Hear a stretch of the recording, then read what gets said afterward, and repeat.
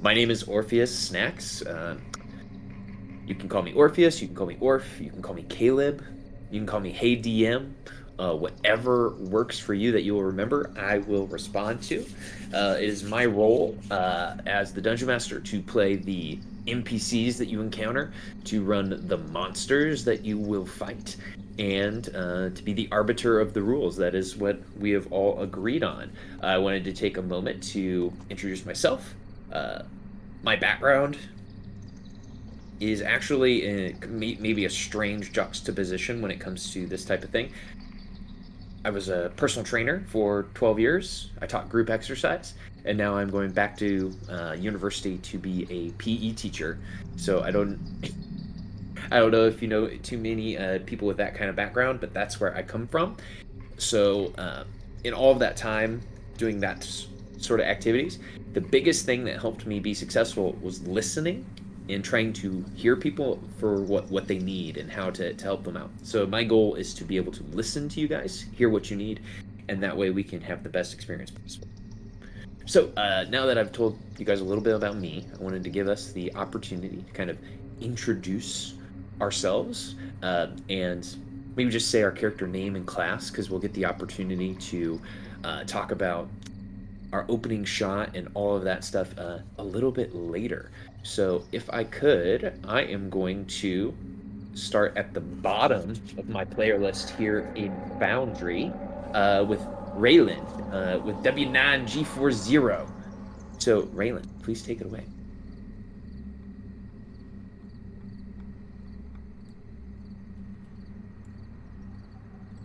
Oh, Are you there? doesn't look like he's muted.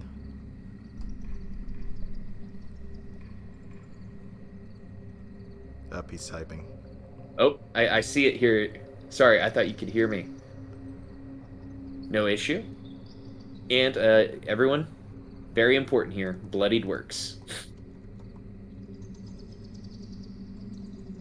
Perfect. Well, they're fixing Mike. Let's go ahead and have Alicia, aka Lex, give us a little background. So if you can like throw up our character art. Well, actually, no, we're gonna be doing character introductions. Never mind. I need to. Listening. Great. Off to a great Mhm. start.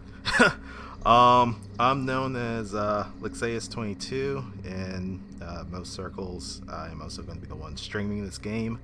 Um, my background, packaging engineer by day for a pharmaceutical company. Uh, D&D player seems to be my hobby at most nights and weekends. Um, in quite a few of Crash and Dom's games, so you may have kind of seen me around, even though I've only been on the server for not too long now.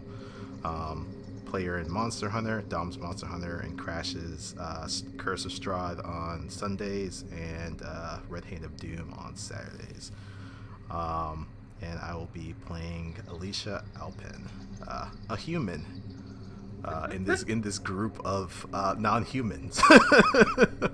I will be the one that stands out. Dirty Yumi! I love it. Thank you for that perfect introduction there. I'm going to pass it to Marcus Noble, aka Lotus. All right. So, yep. In this campaign, I'm Mark Snowball. I'll be playing White Lotus, White Dragonborn, Draconic Bloodline Sorcerer. I've been playing in 5th edition D&D for probably coming up on about 3 or so years now. First really got back into it playing in Crash's Skull and Shackles game, and just been playing in a bunch of different games over that time. Along with this one, I also play in Orf's Odyssey of the Dragon Lords game on Saturday nights. Mhm. Thank you for that good interaction or introduction. I should say interaction and introduction. Love having you. Let's move it forward and let's have David, aka Davco, go next. Hi, I'm David. I will be playing Game in the Glaive, a barbarian. Flavor to be shown later.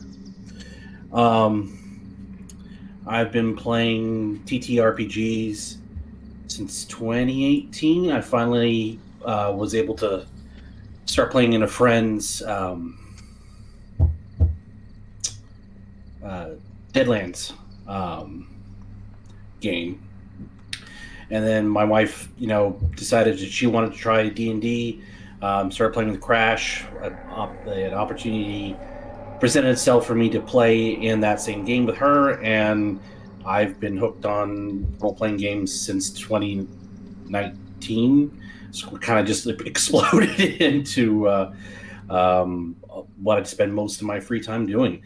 It allows me to, work out those aggressive tendencies that you can't reflect in customer service, and allows me to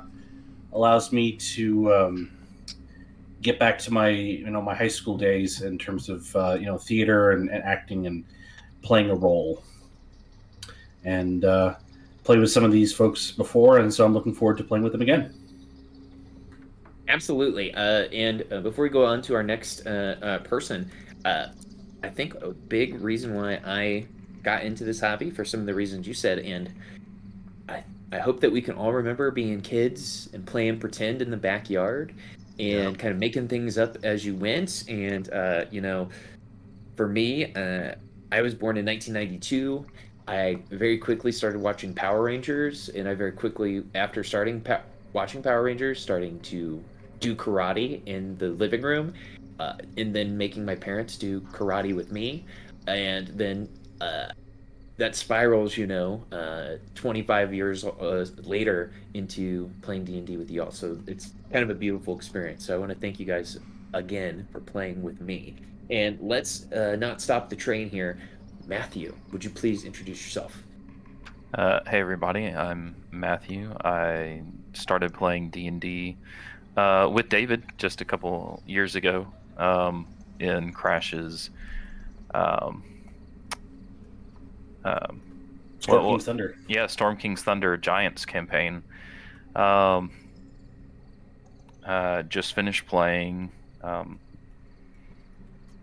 with Orphan another campaign, so excited to jump into another one with him, a little bit more serious and deadly this time, where we're not all just gods whooping up on a good time. Looking forward to a bad time.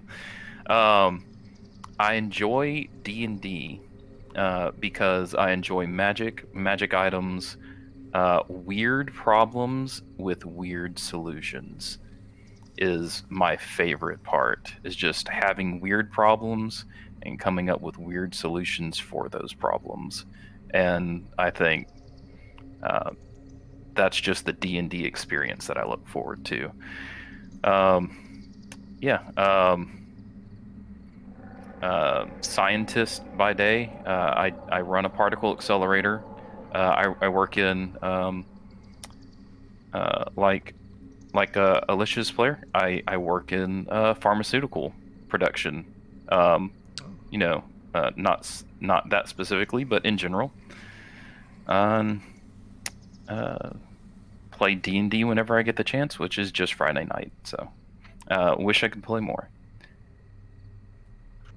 That's wonderful. That's wonderful. Thank you for playing. And Raylan, we don't want to forget you here. Were you able to figure out your mic? I believe so. Sorry about that. No problem. All right. Hi, everyone. My name is Philip. I am a career nerd and avid indoorsman. I started playing role-playing games way back in the early 2000s with Shadowrun. I took a lengthy break, and 5e is my first D&D experience. By day, I am in the Space Force. I retire next year, and in my downtime, I like doing stuff like this. I think my favorite thing about D&D is that it's an opportunity to um, express and explore different parts of kind kind of my life and psychology in ways I wouldn't normally be able to do in the real world. I've learned a lot about myself through D&D during COVID, and I look forward to continuing to use this to explore who I am. That's wonderful, and I hope that we all get to do the same. I think you get to learn a lot about yourself when you play someone else. You get to kind of step out of your shoes into someone else's shoes, and you get the opportunity. If you're a biological male and you identify as such, you can RP or roleplay a character that is a biological female, or vice versa, or you can get the chance to roleplay as a robot Mm. or Mm. as a an elemental being. So we all get the opportunity to kind of step out of that out of those kind of blocks that we're in. But perfect. So now that we've kind of got to know each other a little bit, I wanted to take the time just to address the primer. So the primer has some challenging things in it here. So big theme in the game. Where is the sun? So as you guys may have read, or if you did not, I'm going to tell you, the sun has not risen in Icewind Dale in 2 years. They have not seen the sun in 2 years. Even in the height of summer, when most of the day should be sunny, it has been nightfall. The only time that they experience dim light is from about 11 a.m. to 2 p.m. Because of this long winter, the frozen north, Ten Towns, Icewind Dale, the Sea of Frozen Ice, that area of the Sword Coast has been completely separated from the south. So people from Waterdeep, people from Baldur's Gate cannot make the journey north to supply support. Now, even more threatening than just this eternal night is this group that has been basically strong arming the people of Ten Towns and the Reghed Tribes into making sacrifices in the name of Auril, the Frostmaiden. They demand a sacrifice either of warmth, of food, or of humanoid life. So each of the Ten Towns is making a sacrifice as such. So, and please, anybody, if you guys have any questions or comments or things that you need clarified, please let me know. So, with that being said, because of the region being locked down, there is no Driss Do'Urden come to save the day. There's no Elminster come to shock everybody with spells. It's the heroes we have, not necessarily the heroes we want. Not to steal something from the Dark Knight there. So the people of Ten Towns are essentially reliant on the heroes that were there at the start of the Eternal Night, or the heroes that they have found, which, for our story, is this group. And Matthew, you were talking about Weird Solutions. I feel like Weird Solutions is the name of an adventuring party. Could be the name of this one. It could be the name of this one. So that's kind of a theme that we have to go through in this adventure. You guys are the heroes that they have. We can't rely on Bruten or Battlehammer, Wolfgar. He's not going to come save us. We have to rely on you guys. So with that being said, I asked you guys all to kind of come up with a town in Ten Towns that you guys represent, or that you have close ties with. And I have that written down here in a little spreadsheet, because that's kind of how I operate, so I can keep everything organized. I was going back and forth on whether or not to start you guys in a town that none of you represent. I made the decision that we're actually going to start the campaign in Bryn Shander, which is the largest, most cosmopolitan town in Ten Towns. With that being said, how do you guys feel about that? Do you feel like I'm gypping you guys who may be from Lonelywood or Goodmead? Or are you guys okay continuing to start in Bryn Shander? Bryn Shander sounds great. Perfect. Sounds good. I imagine we would all, if it's the largest cosmopolitan town in the area, I imagine we'd all go there at some point, like during our travels and stuff like that. Correct. Whether it's for like It supplies or other stuff. absolutely. And Bryn Shander, unlike the other 9 towns are essentially built around one of the lakes. There are 3 Great Lakes essentially in 10 towns in Icewind Dale.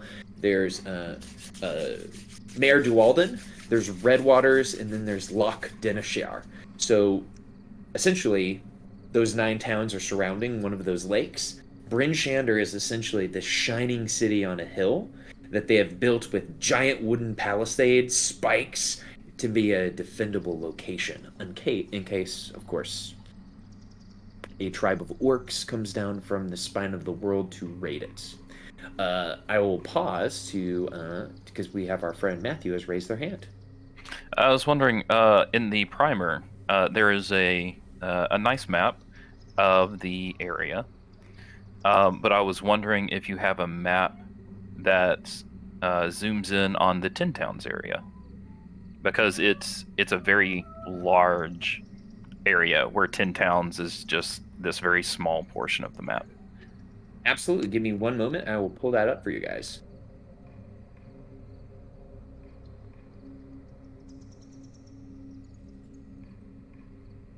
Now, essentially, as I'm describing this area, how people actually get to 10 towns to Icewind Dale from the southern Sword Coast is essentially a pass through the spine of the world that goes through the giant Reghed Glacier. And if you could imagine essentially a glacier the size of a skyscraper that blocks any and all access, that's essentially what this place is. However, because of this eternal winter that has happened, this glacier has grown out of control and it's impassable.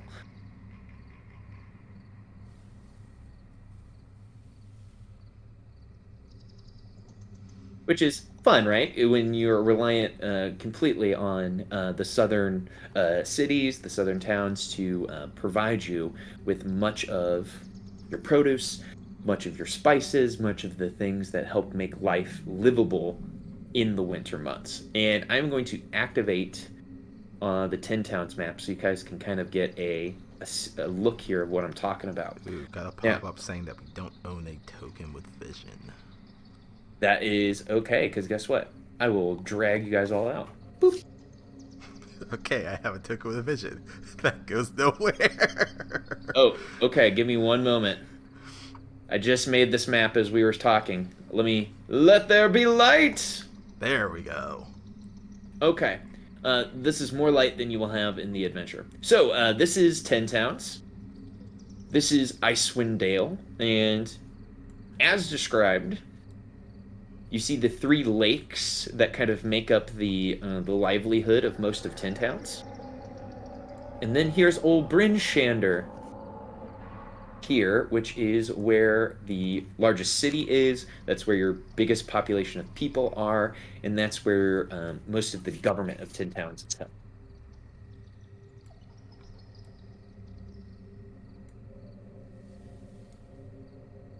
Now, one good thing that we have already done is we basically built everyone's characters before we even started. I had this whole thing how I wanted to basically start a campaign with us building characters together, but I think it's almost so exciting to build a character for a D&D campaign, and with the resources that we have available to us, it's hard to wait, which I completely understand. So I'm happy that we've all built our characters and we have all came to the session ready to play. Now, I did ask everyone to send me 3 rumors, and I think everyone did do that. And we are going to integrate those into the story as we start playing. No, you don't have to share those right now. Don't worry, they will come into play later. One thing that I have here that I need to mention, from the starting equipment, potions of healing. We are playing with a kind of a spicy rule that potions of healing give you a little bit extra. So I need to import my good potions that give you the right amount of hit points based on your hit die. Ooh, you have that customized. I may want to look into that. Yep. So that just makes sure that we roll the correct amount of dice. Yeah, I just Especially in mine manually, but if there's like actually a macro, that'd be nice to have. Yes. So this is an item that should be usable. So when you click it through from your character sheet, it will pop up into the chat, and then, like all good potions, once you use it, it's gone. Okay, and this is a party where we have every hit dice represented. I feel like we're a very inclusive party when it comes to the hit dice. So, White Lotus, I just dragged a D6 hit dice potion onto your character sheet. Cool, I see it. Raylan, here is your D8 hit die potion. Got it. Gaiman, here is your D12 for your mighty barbarian constitution. Alicia, here is your D10.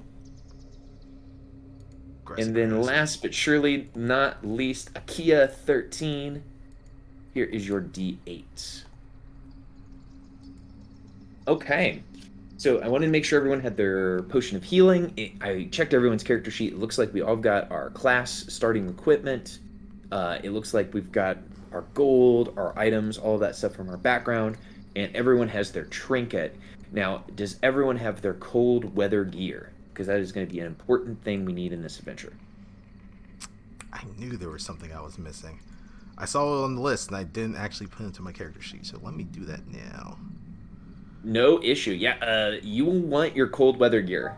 In this adventure, there is a mechanic. If you are out in the wild, every hour that you are out in the wild, if you do not have cold resistance, if you do not have this cold weather gear on, you are going to have to be making some checks against gaining exhaustion, and those come very quickly as you are traveling from town to town, and you can end up basically frozen to death if you do not have the requisite gear.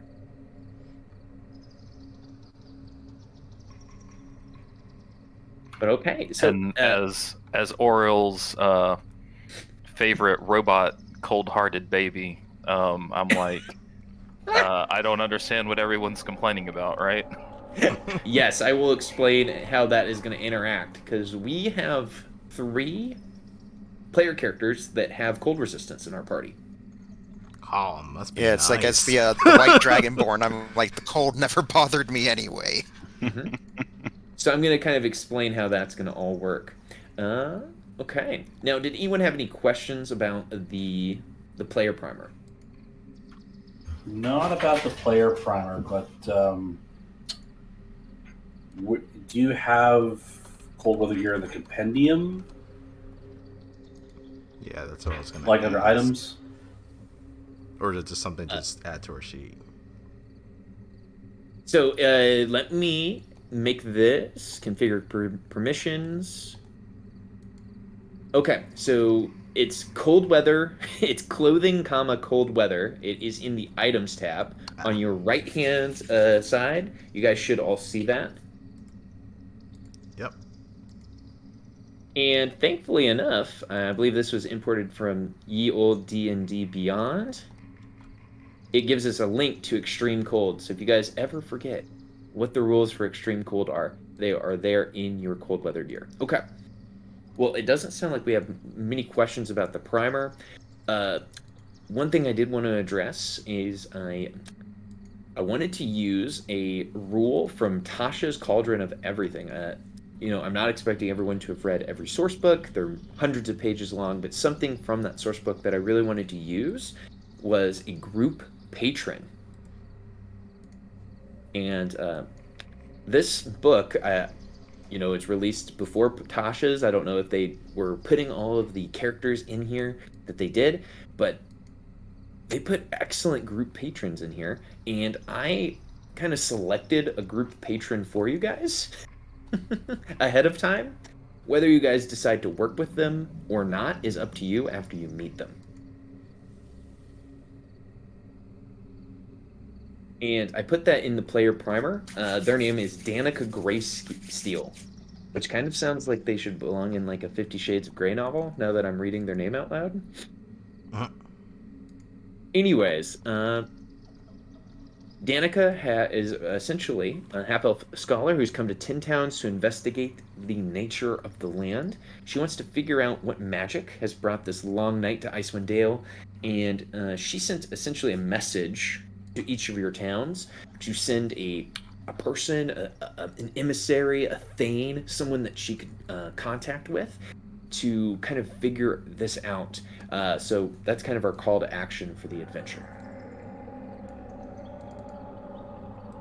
And I'm reading some of the messages here in the chat, and I'm very excited to hear about that on Thursday nights about a disintegrated corpse.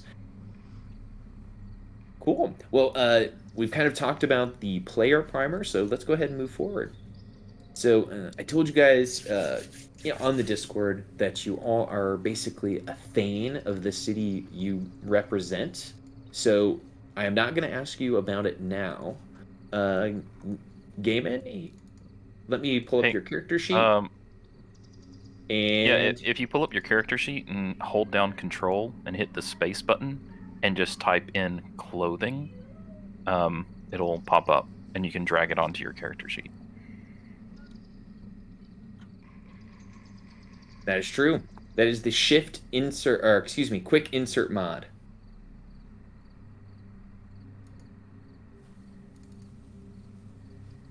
But where I was going with that, guys, is you guys are all thanes of those towns. I want you guys to just think about it using your imagination, using your creative brains about exactly how that happened, because that's going to come up later in the session. I didn't want to just pop it on you all. I just want you to be aware that is a thing that is happening in this adventure. Any questions on that? Nope. Sounds good. Okay.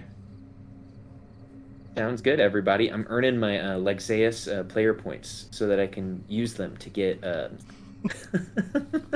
fanspiration for the monsters. Wouldn't it be Lexpiration? Ooh, Lexpiration. I'm down for I should Lexpiration. rename it that, but I don't know if Crash has a copyright on any of that.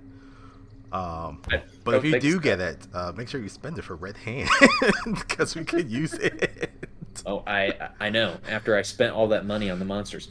All right, guys. I guess we should talk about wilderness survival. So in this adventure, they have given me specific rules for several things.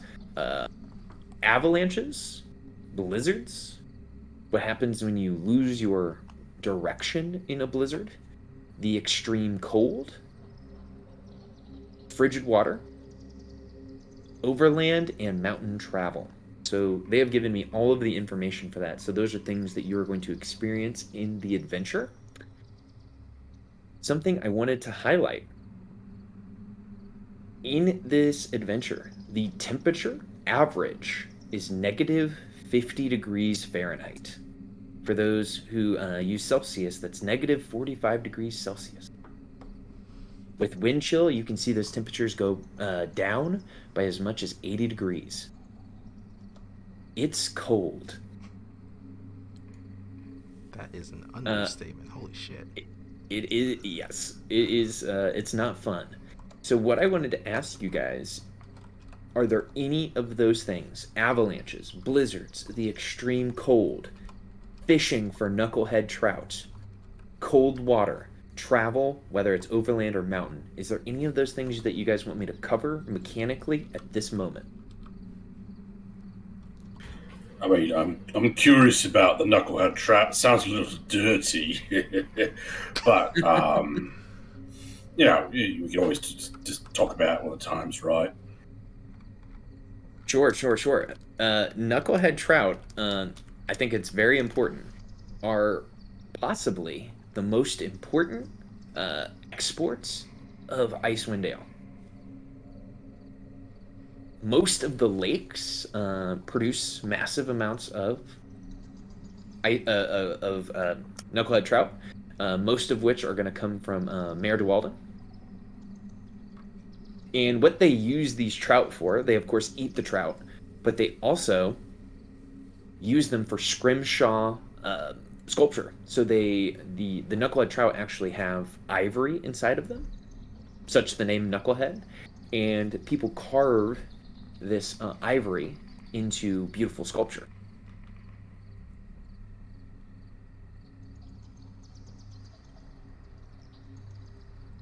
Here, they actually have given this monster a stat block. So this is what the knucklehead trout kind of look like.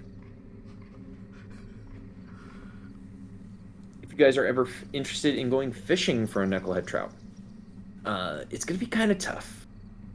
Number one, most of the lakes are frozen solid because it's been 2 years of winter. So what you will have to do is essentially go out onto the lake and cut a hole in the lake and fish through the hole. And it has given me rules here that the knucklehead trout can try to drown you. So hopefully no one gets killed by a fish in this adventure. That's why you don't start at level 1. I was gonna say, they gave it a stat block. They must expect people to go and punch the fish. I'm going in. I'm going in after it. Oh my gosh. Oh. So most of the time when you have a monster that's like an animal, like, a cat or a dog or something like that, like their attacks don't really do all that much damage. A knucklehead trout could kill a level 1 character with a crit. I know this is like metagame knowledge, but they can hit for a D4 plus 2. That's potentially 12 damage. Your wizard can get killed by a fish. That's interesting. Anyways, enough talking about knucklehead trout. So overland travel and mountain travel, of course, are going to be important. I believe I shared this document with you guys on the Discord. Is the Icewind Dale distance tables. Do you guys all have that resource? It should be the last thing I pinned in the Discord. I think I remember seeing... It is a bunch of numbers. Yes. So I see it. what we've got here, we've got the distance in miles, how long it will take you to walk by dog sled, if you decide to kill your dogs by not letting them rest. I hope you wouldn't do that. Basically, how long it would take you to get to each town from another town. I wanted to give that to you guys, that way you always had that resource available. In Icewind Dale, traveling overland, you basically have your dog sled. And those have a gold amount. Dogs have a gold amount. You can walk with your snowshoes, or you can choose not to walk with snowshoes. As you can guess, it goes from fastest to slowest there. Kind of the same if you're traveling in the mountains. Any questions about that, guys?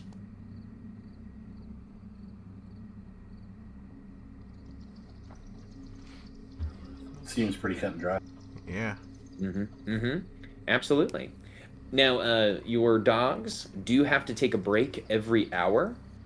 So if you do guys decide to get some dog sleds, get some dogs, thankfully our table here has calculated how long it will take if you give your dogs enough time to rest. Because if you push them, basically they will get a level of exhaustion if you don't allow them to rest. So if you do that for 6 hours, that's a group of dead dogs. Anyways, that's enough talking about that. On to the fun stuff. So in the Discord, we kind of voted on which house rules we would use, or which ones we would think about using, all of that kind of stuff. So house rules. I just wanted to make sure we were all on board with this. Potions. You can drink a potion with a bonus action. It still takes an action to feed a potion to your ally. And empowered potions heal your hit dice amounts. For example, the White Lotus is a sorcerer. A potion of healing would heal them 2d6 plus 2.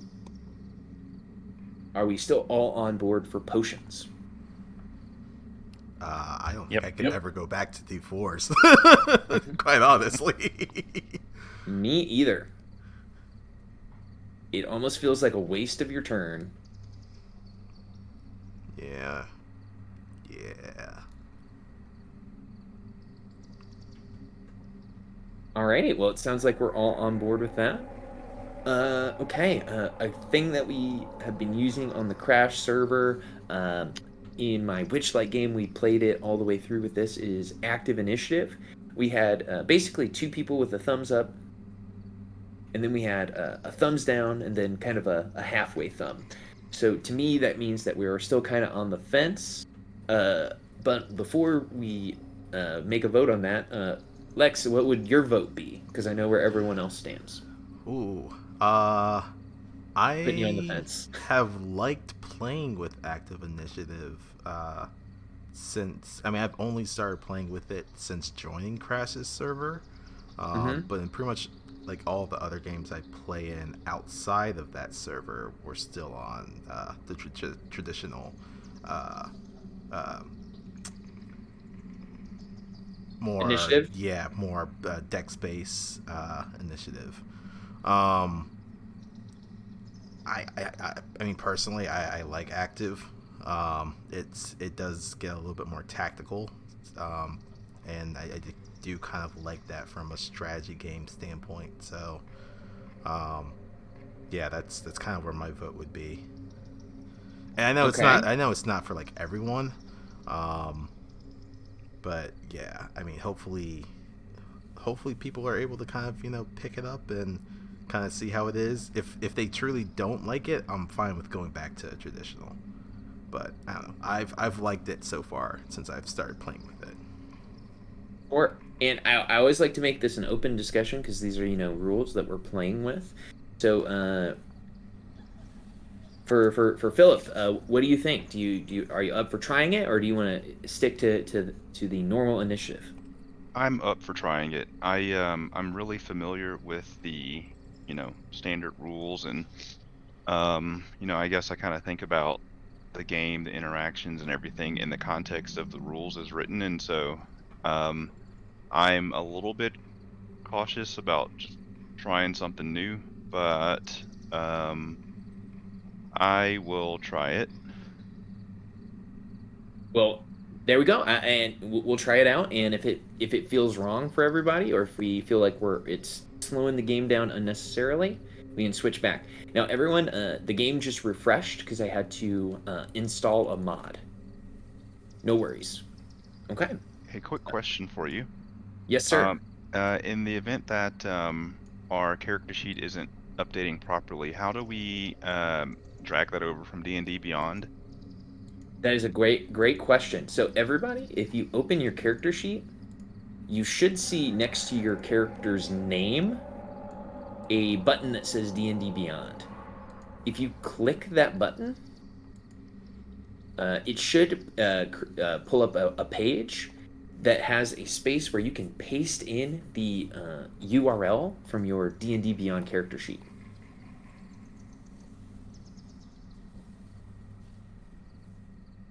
Got it. Thank you very much.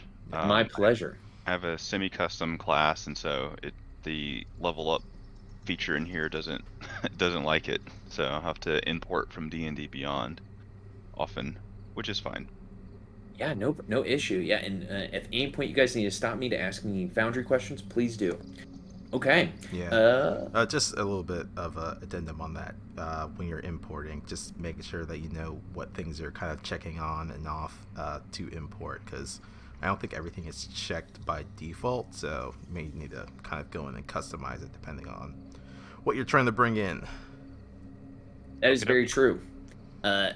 Also, if you have certain things checked and you import, it can overwrite things in your character sheet. That So, for too. example, if I'm importing Game in the Glaive, Game in, if you have a bunch of equipment that we've brought in from Foundry and I have it checked that we want to update, it will override all of your Foundry stuff with the stuff from your D&D Beyond sheet, which can be frustrating.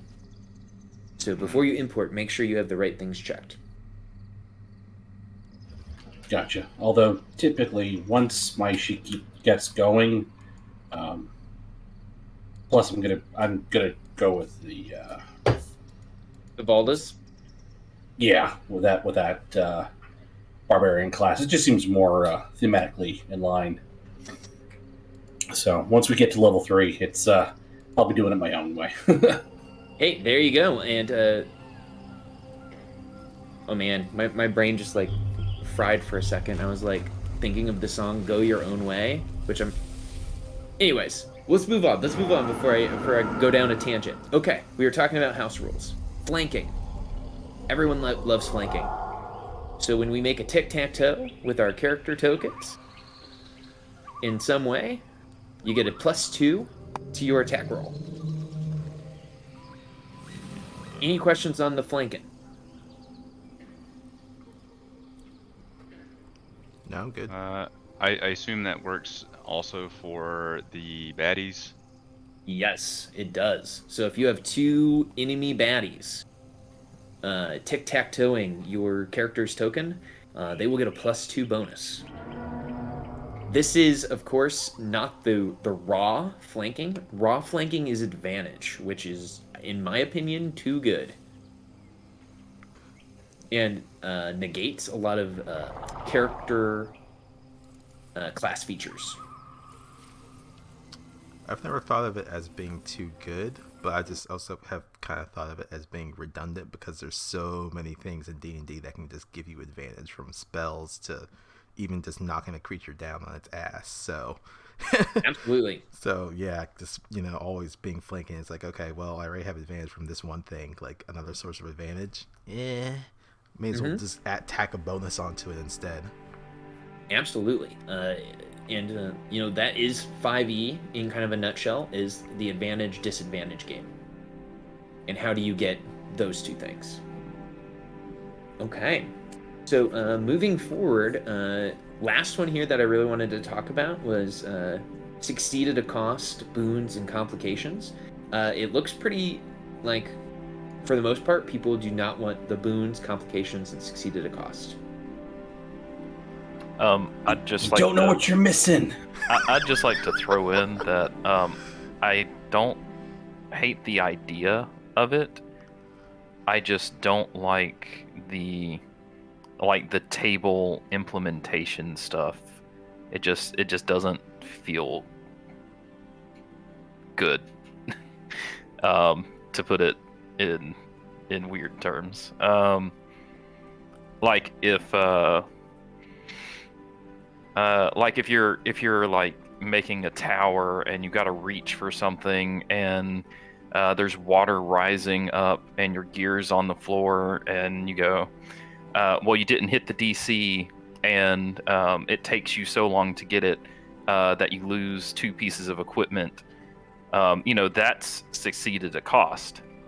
But it just doesn't feel like it fits the situation well enough. It kind of draws me out of for me personally, it just draws me out of the headspace when I get those weird tables. Sure. So, like, for example, if you were in that situation and you became Bane. Like, why was I Bane? I was building a tower. Yeah, it's just I just don't like the I like the idea of succeed at a cost.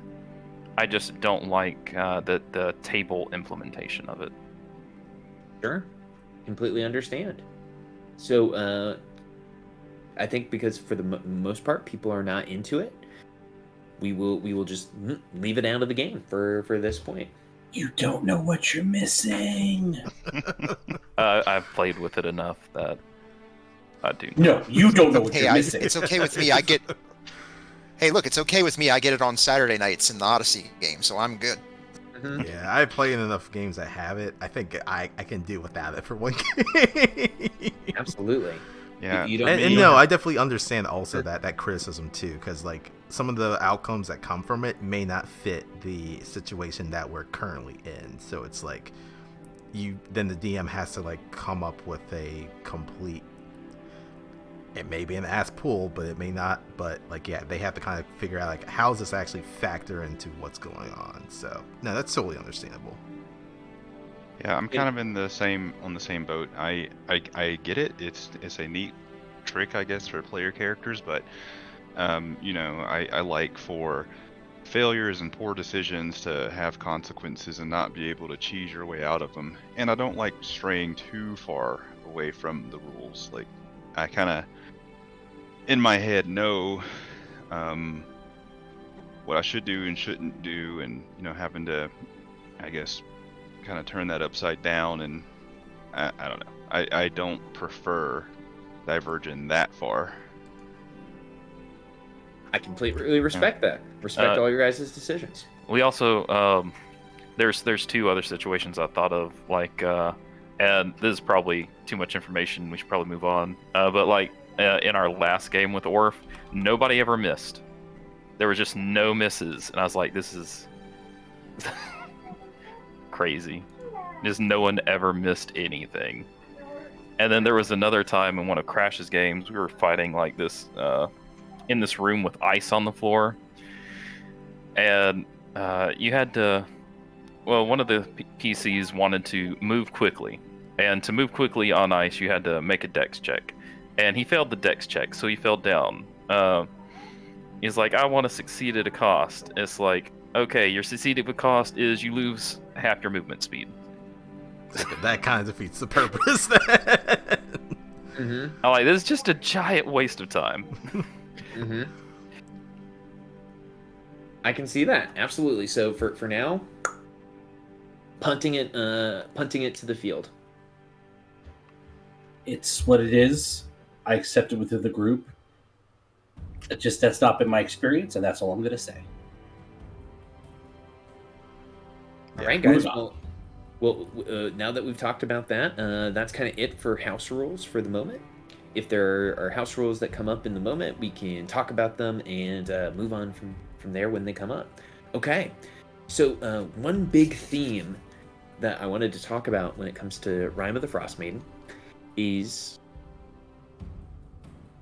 helping the people of 10 Towns survive the endless rime of Auril the Frostmaiden.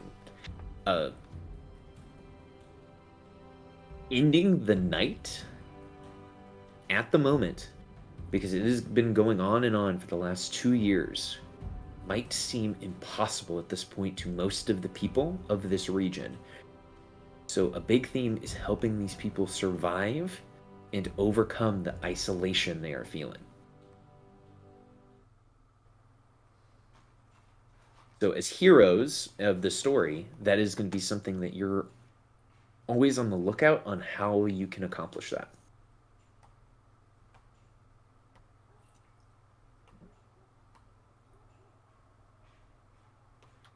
Have you ever tried enjoying the isolation with a good book?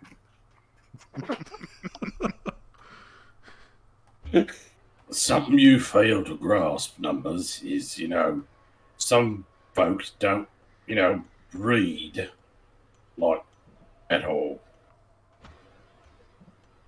Like, they can't. I hope that's not Oh my coming from a gosh. personal position there.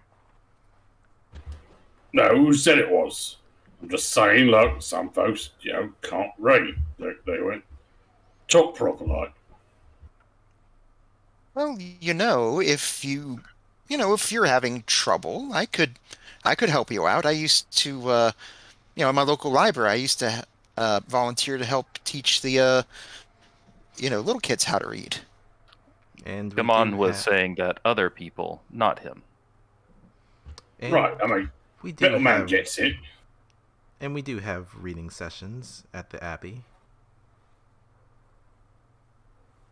I love that you guys are getting into character right now, and we haven't even Gotta figure out these voices somehow.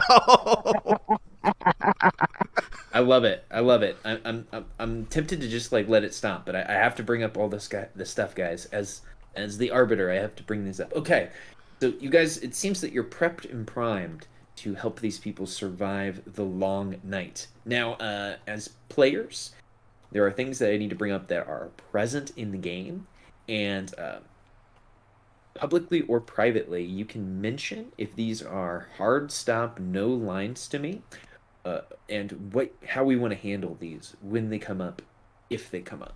Okay. As I've stated several times, darkness is a ever-present factor and fear in this region. If you do not have dark vision, you are blind when you go outside most of the time. Only from the hours of 11 a.m. to 2 is there dim light, and then for a few hours at midnight, a northern light, an aurora borealis, stretches across the sky, giving dim light.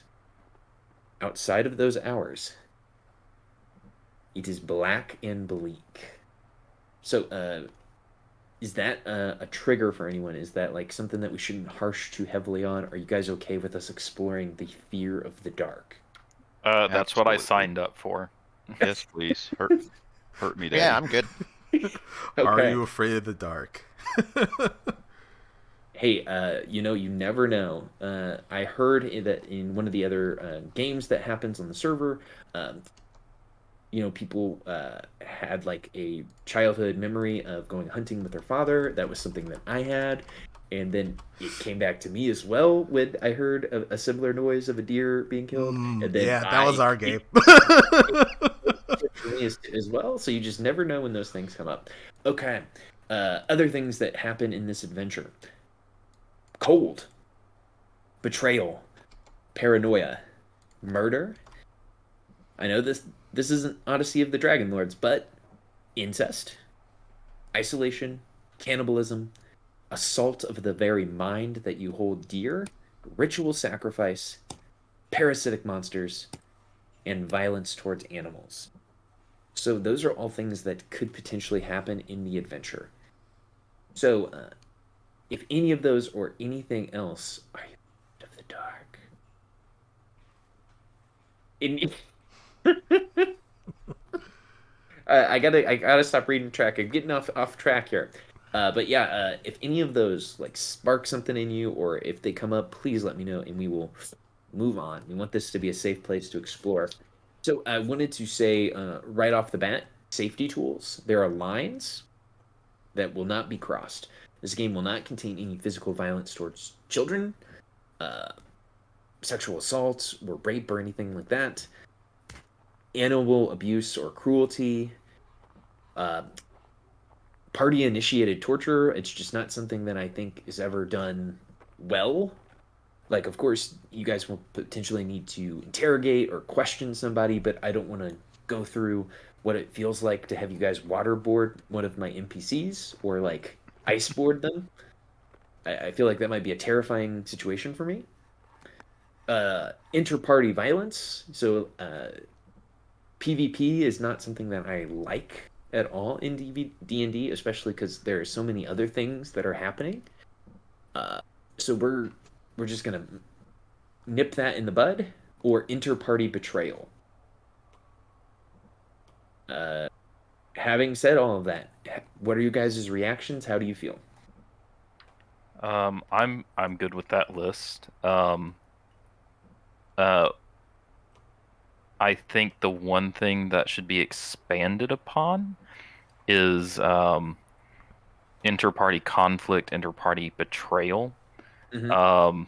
I have been in a campaign before where um, where the party was basically being just given stuff by NPCs, like we had entered into a very profitable trade of sorts, and the party rogue um, decided that they wanted, in the middle of this going on, decided to attempt to steal from our patron. Mm. And Wait, is this the situation I'm yes, thinking of? yes, it Okay. is. It's the exact situation you're thinking of, where we lost an airship. Yeah. Well, no. As soon as Yeah. gotcha. Say no more. Yeah. So that felt really bad. Felt like the rest of the players, had no say in the situation at all, and diverged the story pretty hard. Didn't feel good.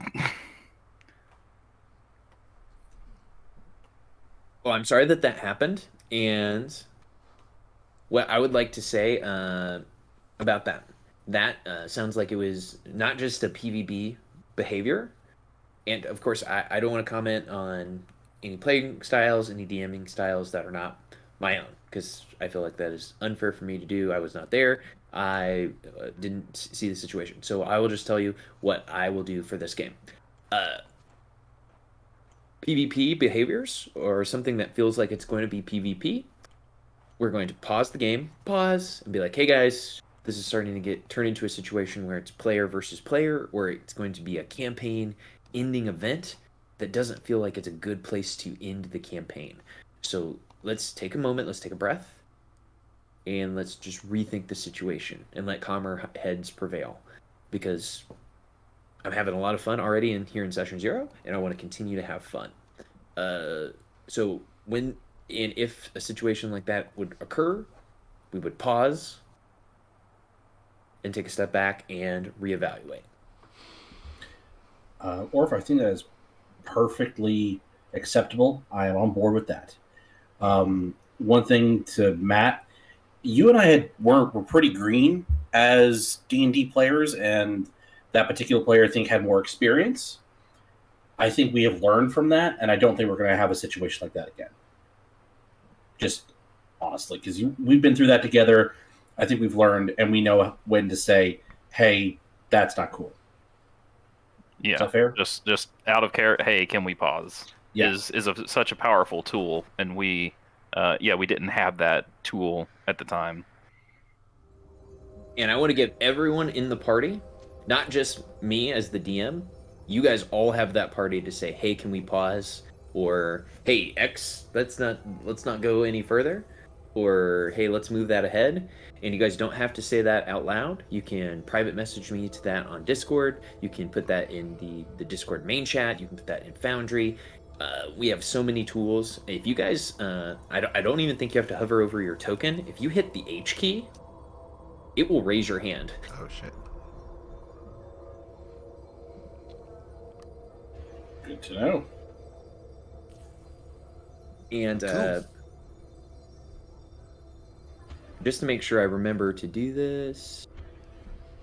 Oh, and as far as things that people may not be comfortable with, I personally have discovered that I've got a thing when it comes to situations that involve cannibalism. I didn't think that was a bug for me. Like, I relish like the Walking Dead comics and things like that when they first came out, but I personally found that being in a scenario that involved cannibalism in Odyssey of the Dragon Lords was disturbing for me. So I'm okay if it's part of the story, but I may need to talk about it or tread lightly. Probably With like that, good. that's just a personal thing.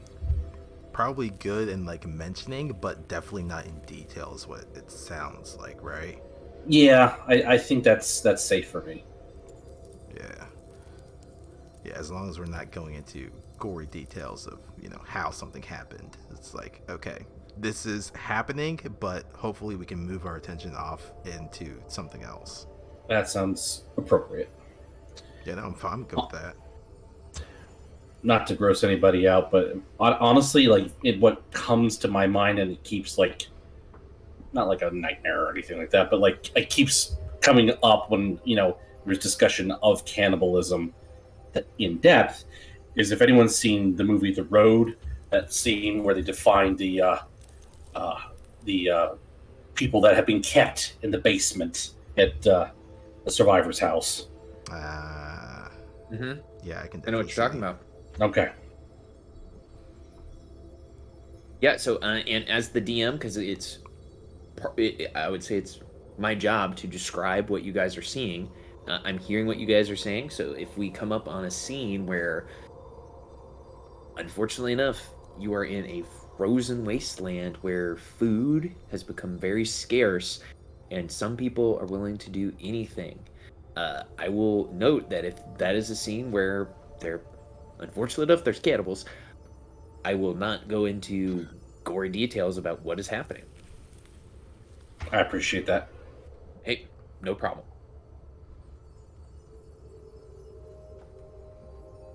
Okay, I'm sorry that this is taking a somber turn, but you got to do it here in session 0. Tasha told us to do it, and I'm going to listen to her. I mean, no, these And things are good to talk about because you don't want them just to come up in the middle of the game and completely, derail the good times and momentum that may be happening. Or even worse, you don't realize Yeah, that's true. that someone has just had a terrible time that session. Yeah, I mean, at the end of the day, we're all here to have fun and enjoy ourselves, and don't want to make people to feel uncomfortable or just mentally or physically ill. So yeah, no, talking about these things is good. Yeah, sometimes you're not going to know what certain boundaries are for you until you get to that point. It's good to have these tools available if that happens.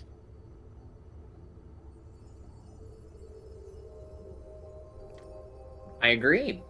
Well, also wanted to mention things that might happen, but they are not going to be described in detail, or they're going to be happening off screen. Being attacked psychically, so like a mental assault, ritual sacrifice, kidnapping. Marcus, I'm going to call you out right now. I don't want you to feel blasted here, but consensual romance and getting coffee, those will happen off screen.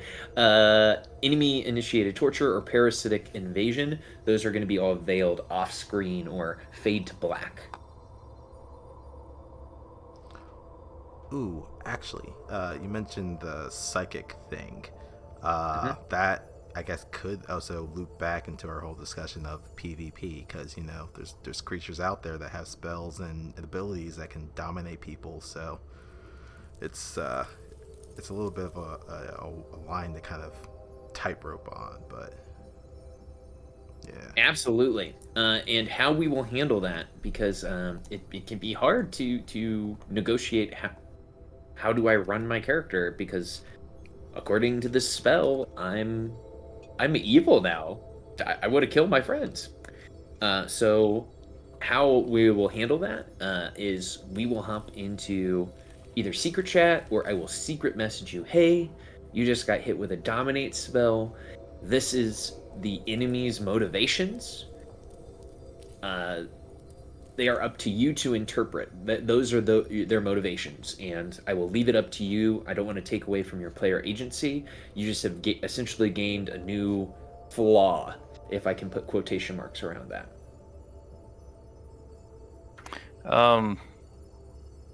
What if we don't want to run our character while they're dominated? What if we would rather just not? That's a great point. If you guys get hit with that type of spell, for example, or some type of weird ability that does something along those lines, what we could do, your PC could temporarily become an NPC, and I know it's going to happen. You guys are probably going to recruit an NPC or two. I will give you control of an NPC for that scene, so that you can still continue to play, because I don't want you to just have to sit down and twiddle your thumbs as we all get to play D&D.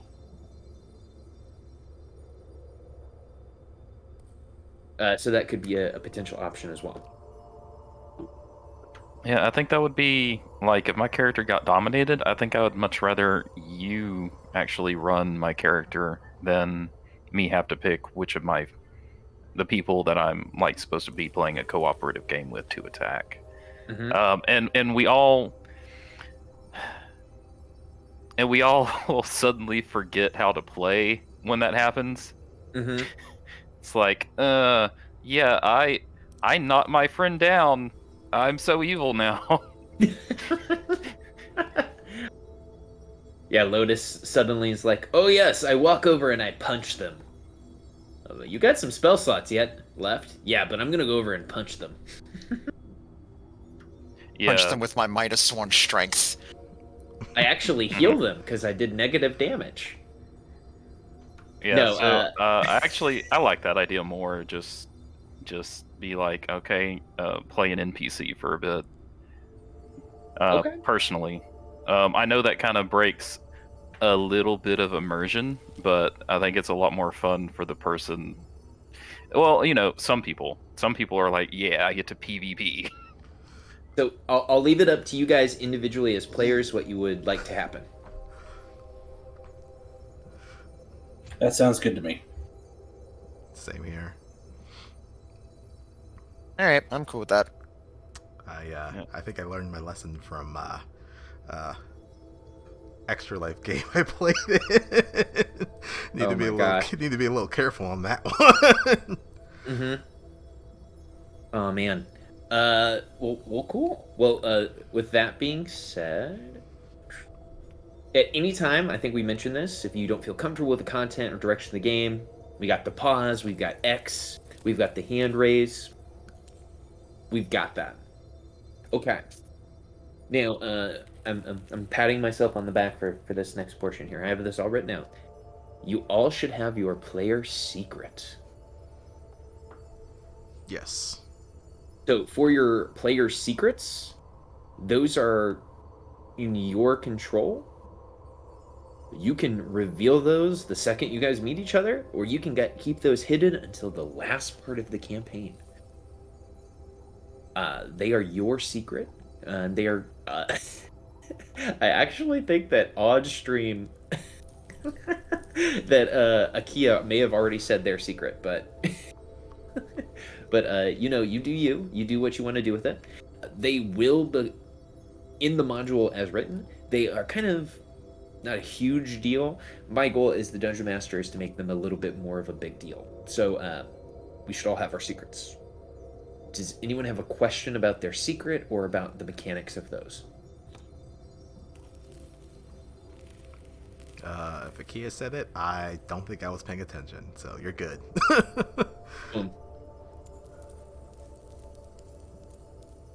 I am unsure as to what the voice in the sky is referring to.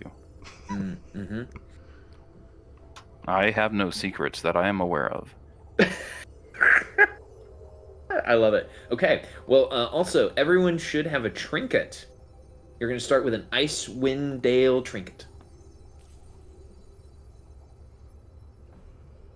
Yep. And once again, I wanted to give you guys those early so you could integrate them into your backstory as much or as little as you would like. And those can be as important to your character or as least important to your character as you deem appropriate. But I thought some of them were very thematic. So that's why I thought they would be cool is if they are a part of your backstory. And I have most everyone's backstory here in document form in my character spreadsheet. So I get to read those all at my leisure and I get to see your trinkets and your secrets. So I'm like steepling my fingers like my favorite blue-skinned tiefling at the moment. Let's see here. Oh, since I joined the game like 24 hours ago, I'm still working on my backstory, so I'll submit that to you in the coming days. No pressure. No pressure. Okay.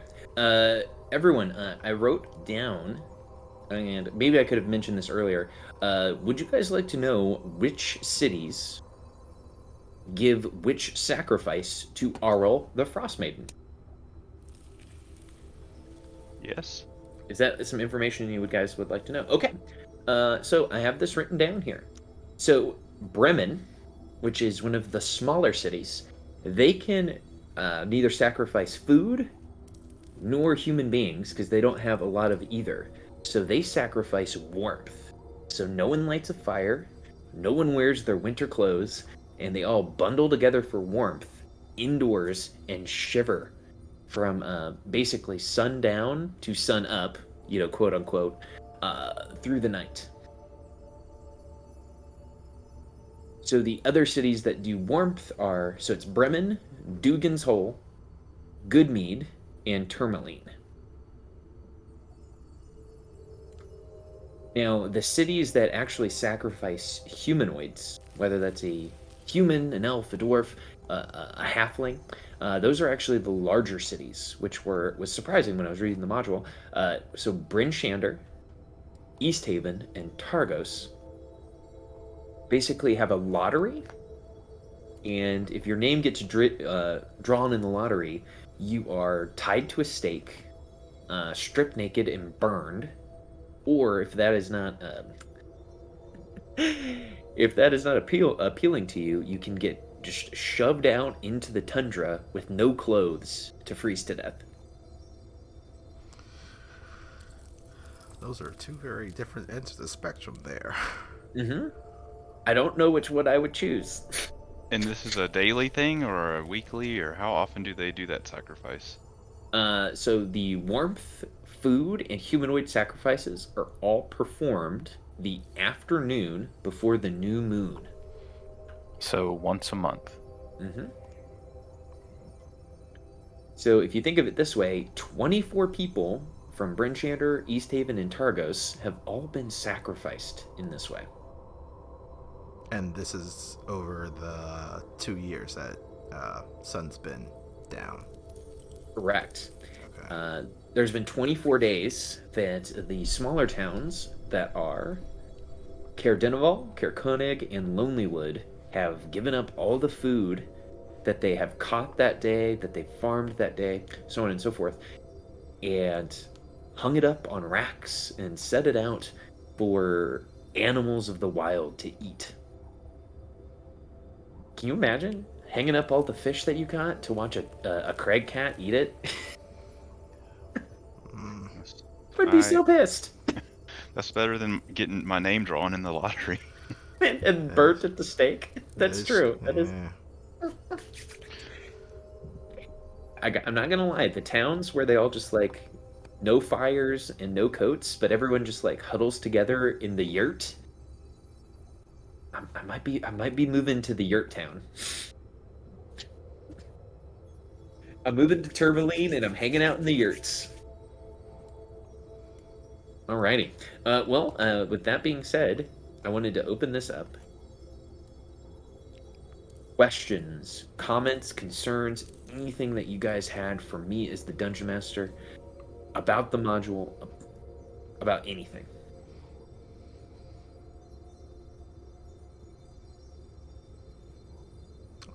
I think I'm good here. I guess if there's anything I need recap on, I'll call it out or send a message, but I think I'm pretty good.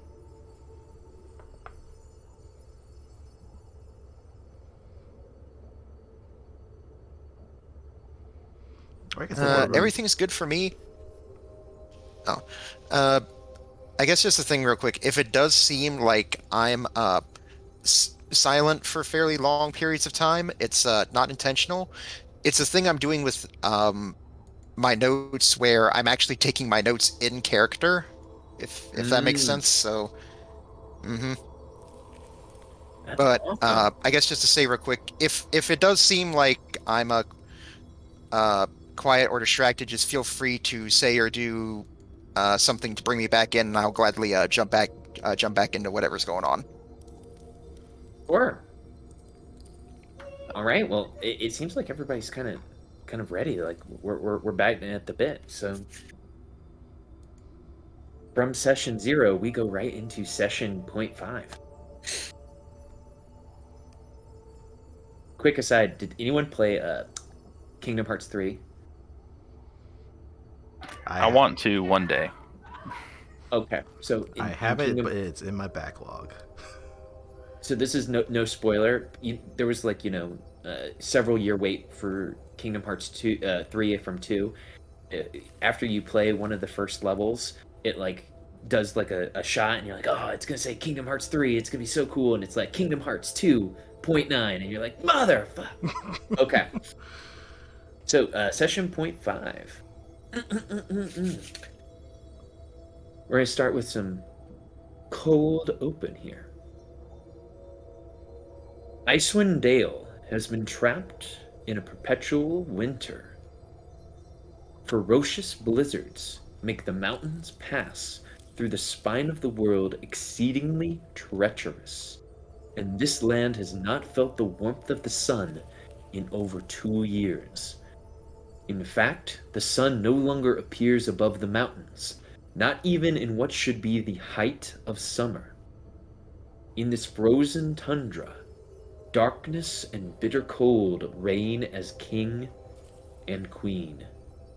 Most Dale residents blame Auril, the Frostmaiden, the god of winter's wrath.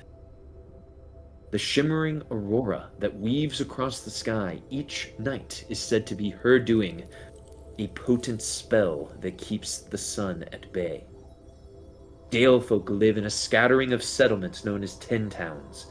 The drop-off in caravans coming from the south and travel between settlements in this never-ending winter has left everyone feeling isolated. Although each town has resolved to appease the Frostmaiden with sacrifices of one kind or another, no respite from winter's fury seems forthcoming. For entrepreneurs such as yourselves, Ten Towns is a place to test one's mettle and, in the spirit of those who have come before, leave one's mark on this frigid, blighted land. Now, each of you received a message in the town that you call home here in Ten Towns. The message was from a woman named Danica Greysteel. The message asked you to meet her in Bryn Shander at the North Look Inn.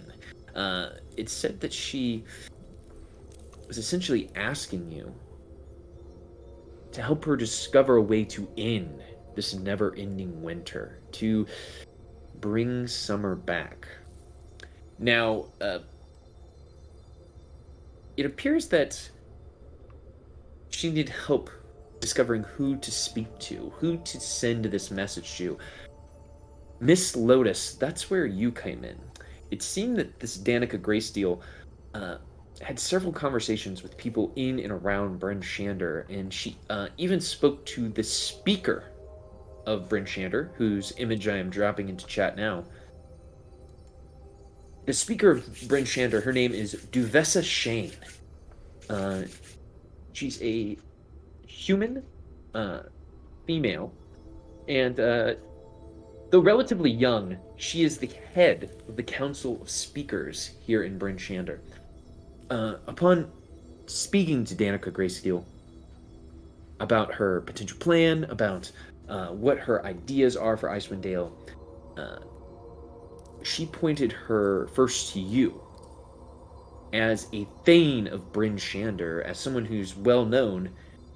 You're knowledgeable about the Thanes of the rest of the towns here in Ten Towns, and you would have been able to give her information that would have led her to message the other members of the party.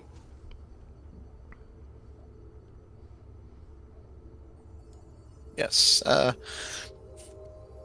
Lotus is not from this region, and one of the things that she did pretty much as soon as she got to Bryn Shander was basically put her nose to the grindstone and find whatever information she could. She was always very good at doing research, and along with finding out the history of Bryn Shander and this region, also found out about the other towns, and not as much details about their history, but more about what has been going on more recently, and yes, also about the others in the party as well. So, she would have heard about what they would have done, and would have pointed them out and say, like, okay, let's see here. We've got, we have cleric here. Oh, yes, a barbarian. Oh, yes, this looks interesting. We have elf with some rather interesting magical abilities, and she almost looks double take at this man made of metal. interesting. Absolutely.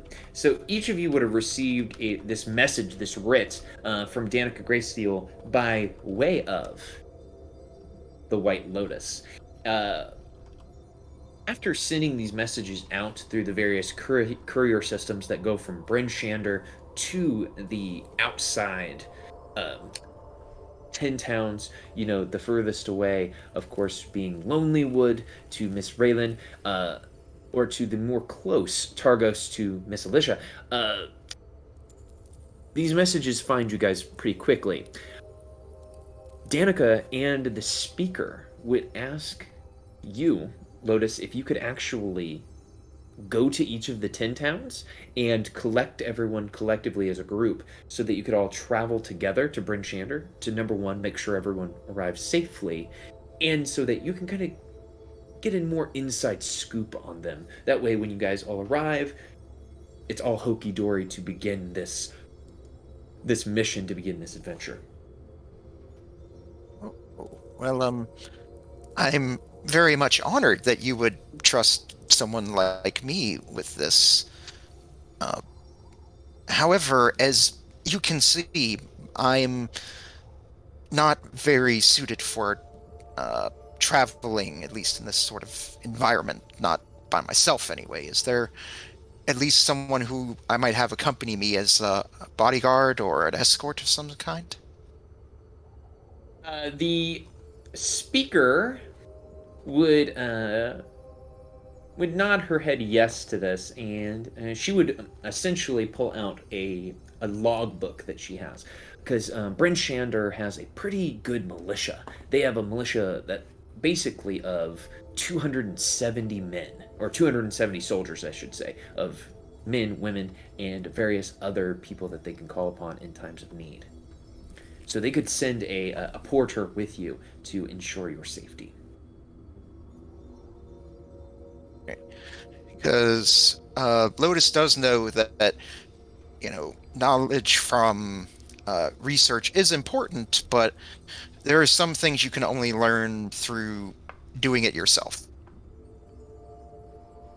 Absolutely. So yeah, they would send someone with you, and let me pull out, definitely not my fantasy name generator, to get you a name of this person with you. One thing that I do appreciate about D&D, everyone, is when you get thrown a curve. I always have that name generator by my side when I run a game.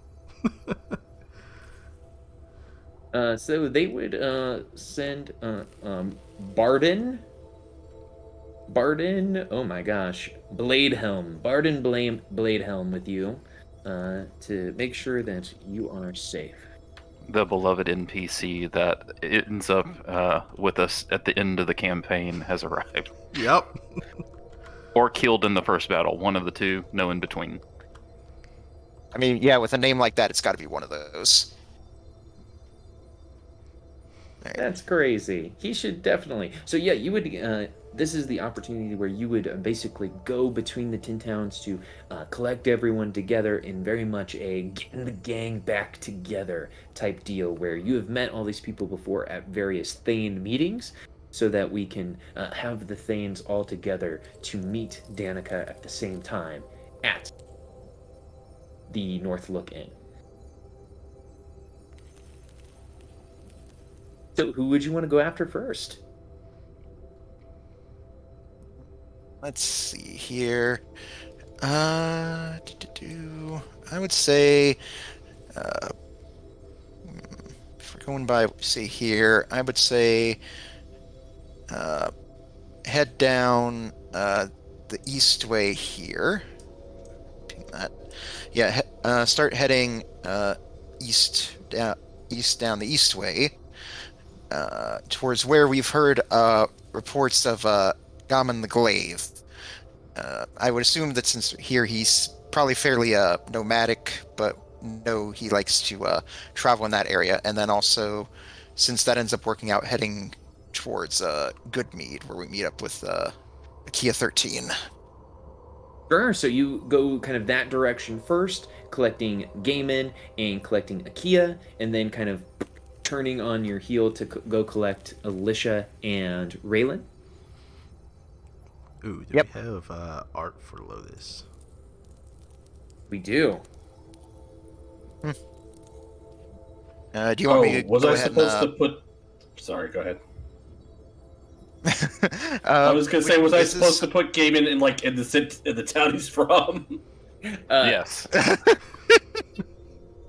I just want to say that you guys all just did that. I didn't even ask you to. Everyone just kind of plopped their token on where they were. I just want to be with the group, like nomadic. Like, wait, he's not nomadic anymore. Wait, what? Oh shit! I was just sort of assuming that from position, but you know You know what want to do happens that, when you that assume? actually ends up working. Do you know what happens when you assume? Yes, I know. Okay.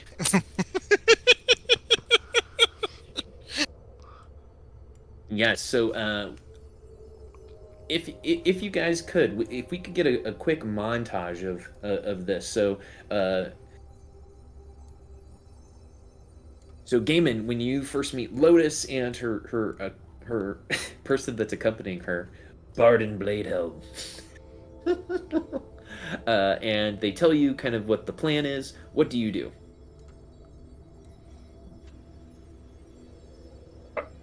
Okay. I mean, I think I got your letter. I know. I kind of like the cold and the dark. Honestly, they just made me a thing to get me out of the way. Well, you know, if you want my help, I would say no. Splendid. Well, it's a pleasure to meet you. I'm the White Lotus, but you can just call me Lotus if you like. And she holds her hand out towards you. Like to shake? Yes. In that case, Gaiman will reach out and instead of shaking your hand, he'll like gently smack it. Just bat it aside, like a cat like bats would bat something. He's being very socially awkward right now. Right. She looks a bit curiously at her hand as you do this, and as you see her, you see she's dressed in a white robe, very, very well done up, but you can tell she did it herself. And you see her wearing a cloak, white and gray cloak. Basically, think like the Jon Snow on the wall cloak, except it's like white and gray. And she's holding it very here. She's very well acclimated to the cold, so this is very light wear compared to what you'd probably see most folks wearing around here.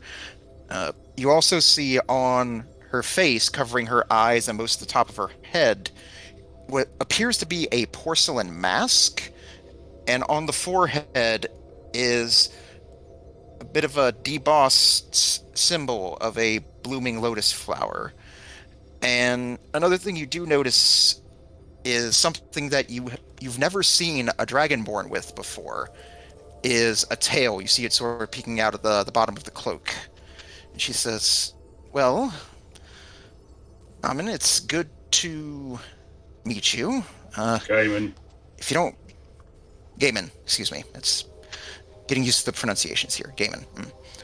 But this is my escort, Barden Bladehelm, and she'll motion to the guard standing on her right.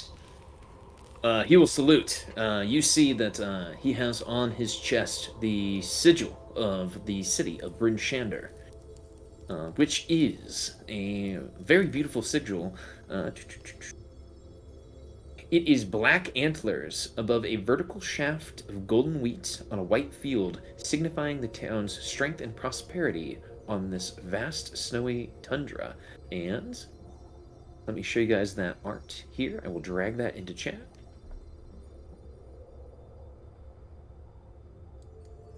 So you guys can see their schedule. So you guys collect Gaiman, the glaive, and then go for Akia 13. So this obviously is a very montaged adventure of you guys traveling, fighting through the cold. Of course, the city of Bryn Shander gave you enough rations and torches to get you guys through this to collect everyone. So, Akia 13, what is your reaction upon meeting this group? And then give us a quick kind of first look at your character as you meet them.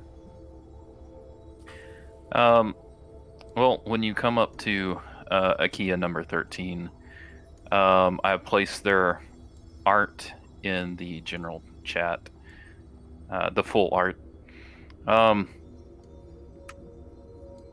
They are probably working with the bees.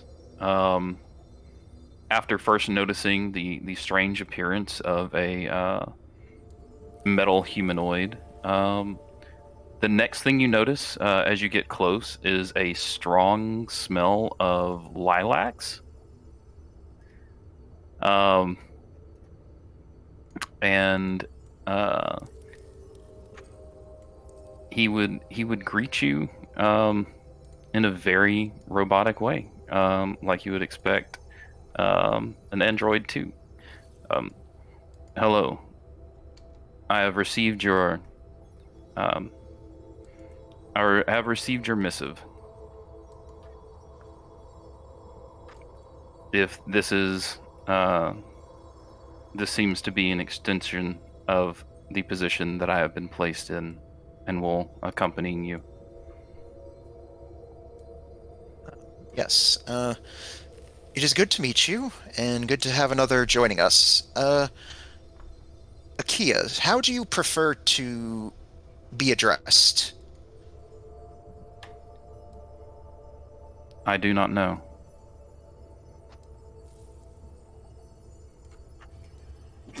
Pull the other one.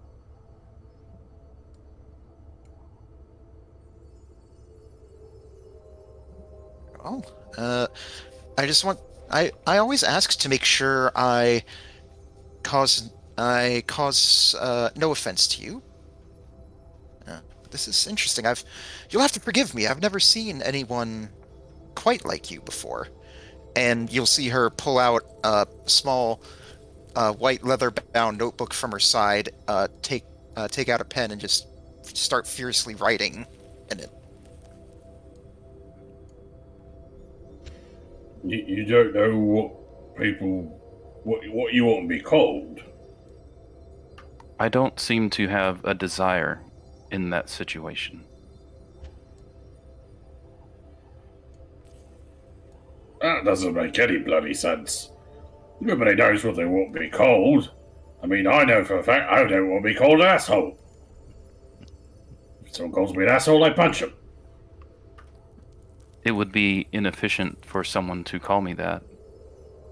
But if everyone called me that, it would be okay. No, mate, you don't want to be called an asshole. Believe me.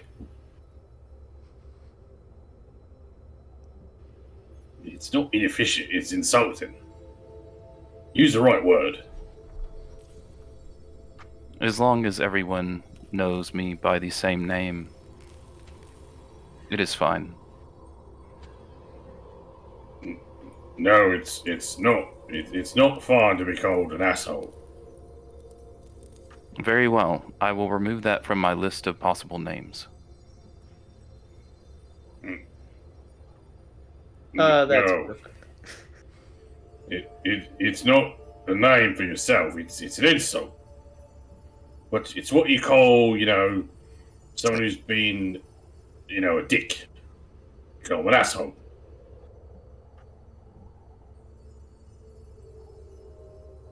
It's like, as this whole exchange is going on, Lotus is still writing out the whole thing. I love it. And Barden the Blade would act as kind of a person that's shooing you guys because you guys have a long trip from Goodmead to Targos to go collect Alicia. So, we get that Indiana Jones red dotted line across the map as you guys are discussing all of the names that Akia should not go by. Potentially, Lint Liquor, Cootie Queen. They shouldn't go by You Big Stupid Jerk, all of those sort of names. Alicia, you are in Targos when you encounter this group of 4 people. Please, you guys encounter one another. What happens? And Alicia, you can give us a quick description of your character as well. All right. Well, I think really kind of depending on the time of day it is, I think Alicia would be kind of walking around Targos, checking in on people to make sure that they've either have some sort of warmth or clothing or food to eat, since we're kind of in tough times. What the group would see would be a female figure, tan, light-skinned, with raven black hair and bangs kind of in front of her jade green eyes. She's wearing probably something that's a little bit more foreign to the normal clothing fashion of this region, but still bundled up in the best way that she can. It seems that she is wearing yellow robes that are kind of patterned, has red accents and red swatches of fabric on it, and has a fur shawl kind of wrapped around her. And she's just kind of checking in with various different people just to see that they're okay. If you're probably overhearing her speak, occasionally you would hear phrases like, just make sure to offer prayers to Lathander, and his light will come. We just have to hold strong. And Alicia, you would get several people that basically respond, yeah, as they say around the Tin Towns, night only lasts for 2 years, right? 2 years, but And counting. It'll go quick. One of these days we do see the sun for brief moments, but one of these days it'll be out for much longer. And you would encounter many people in the city of Targos that are basically only living for their next cup of good mead, their next bite of knucklehead trout, and the next new moon when the person's name in the lottery is drawn, to number one, to see that their name isn't drawn, but to see someone being burnt at the stake. Yes, whenever she's has to attend those events, there's a somberness in her heart, but she's still trying to figure out a way of how to get us past these difficult times. Absolutely. So basically, after you're in the middle of giving your priestly services as an acolyte of Lathander, when this crew encounters you. So Lotus, Gaiman, and Akia, and of course the respectable Bard Bladehelm approach to recruit you. So players, Alicia, you can take over. Listen, stick up the bum. I don't care what you say your regulations are. Wearing a helmet is bloody stupid. You can't see, you can't hear, and, someone conks in the head with a battle axe, does just as much damage whether you wear the thing or not. It's dumb. And you're saying this to Barden? Yep. And he would look to you and he says, well, I'll counter you with that with one simple point. In Bryn Shander, we have many tall buildings. Tall buildings have high, pointed roofs. What grows on those high, pointed roofs? Icicles. You know what happens to icicles? They fall off roofs. Do you know what stops them? And he knocks on his coconut helm there. This. You know how many people have died in Bryn Shander from icicles? Too many.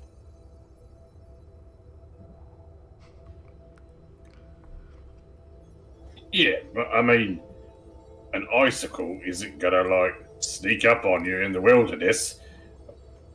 You know, a bloody brigand will. And You they're look- not gonna be throwing, frozen water. They're gonna be throwing arrows and rocks, and axes and spears, clubs. Oi, Tin Canny, what else gets thrown?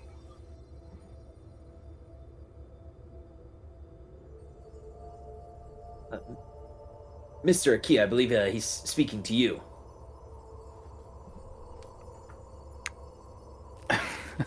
I'm sorry, the player was didn't realize that was addressed to him. Spears, clubs. What else gets thrown at people? When they get jumped out on the road. I'm drawing a blank. But anyway, I would say normally, if you get jumped on the road, it would be a wild animal trying to bite you. Okay, that's fair. And they go for the guts. Your guts is what needs protection, not your head. And for like the umpteenth time, Gamon's gonna reach out and try to remove the helmet. Up of Barden? Oh, Yep. Barden looks at his strength score of only 13, and you take his helmet off. And he's like, give that back, please. What, you want this? Yeah. Boys, Lotus speaks up. It's like, please behave yourselves. I think Alicia I is am just not a boy. And he'll sullenly toss the helmet back. And Alicia, Well. please. I think Alicia is just watching this scene from afar. Her passive perception is quite high, so she definitely hears you guys from a miles away. She's just kind of just watching you all with amusement. Barden will point out to Alicia and say, once he gets his helmet back on, I think that's who we're here to see. If you would please stop messing with me, Mr. Gaiman. It's not Mr. Gaiman, it's Gaiman the Glaive, or just Gaiman. And this writes that. Mr. nonsense. Amen. I will say, if you do not want to be called boy, then you should not act like one. I'm acting like me. I'm not a boy. I tower over children. Well, I've seen some pretty tall children in my days, but You've never seen anyway, she'll children this adjust her tall. cloak and say, she'll adjust her cloak. You say, yes, Alicia, is that correct? Yes, that is. And who do I have the pleasure of speaking to? Yes, well, I am Thane of Bryn Shander, the White Lotus. I've been come to find you on behalf of Danica Grayscale. Ah, yes, I do believe I received a message of that a few days ago. There was mention of an emissary that would be coming by at some point. Yes. Well, our next stop to get the our final member of this group will be north at Lonelywood. Do you need time to pack your things? I've had most of my things prepared, just waiting on when you all would be showing up. Though I must say, this is quite the motley crew. Yes, you are right. I mainly picked them up in the order that I thought from my research and surveying of this region would. I'm not from here, so I have gentleman here, Mr. Bladehelm, has been escorting me, and I'll lean forward and say to Alicia, like, it'd be nice to have a little less testosterone following me around. uh, well, I don't know if I'll help you in that regard, but we can still be on our way regardless. And I'm also not exactly from 10 towns, but I've been learning my way for the most part. So, at least we can learn the directions together. Yes, very well. Well, in that case, when you're ready, we shall head north. Alright. And yeah, I imagine she'll probably head back to like her shrine where her living quarters are, grab her pack, and then regroup with the party within like 10 minutes or so. In that time, if Gaiman would allow it, Barden has tried to throw at least 12 snowballs at you, Gaiman. Gaiman would ignore the first 6, and then he would start to get mad. And then, like, on the last few, he's going to turn around, bend down, pick up Barden, and say, "Cut it out." He's wearing very thick winter clothes, so you do not know that he peed himself, but he definitely did, and he will not throw another snowball at you ever in his life. And Gaiman will gently set him back down again after he tells him to cut it out. Perfect. I'm loving our characterization of everyone so far. So you guys are able to meet up with Alicia, and you guys are able to head north to Lonelywood to pick up your final member, Raylan. So as you guys approach the north, Raylan, if you'd like to give us a description of your character, kind of our opening scene as they come onto the scene of the game. Yep. So Lonelywood is heavily forested and has a lot of cabins, not a whole lot of industrial infrastructure, and you can expect to find Raylan in one of the administrative structures, maybe the biggest one. I don't notice you right away. I'm busy talking to another figure, not quite cloaked, but not quite able to tell who or what they are. They're dressed in leather clothing with some heavy winter clothes, and their face is kind of obscured, and you may be able to make out what I'm saying. I'm definitely speaking in hushed tones. And then I notice your group off on the horizon, and quickly dismiss the other person in the room and ask, yes, what is it?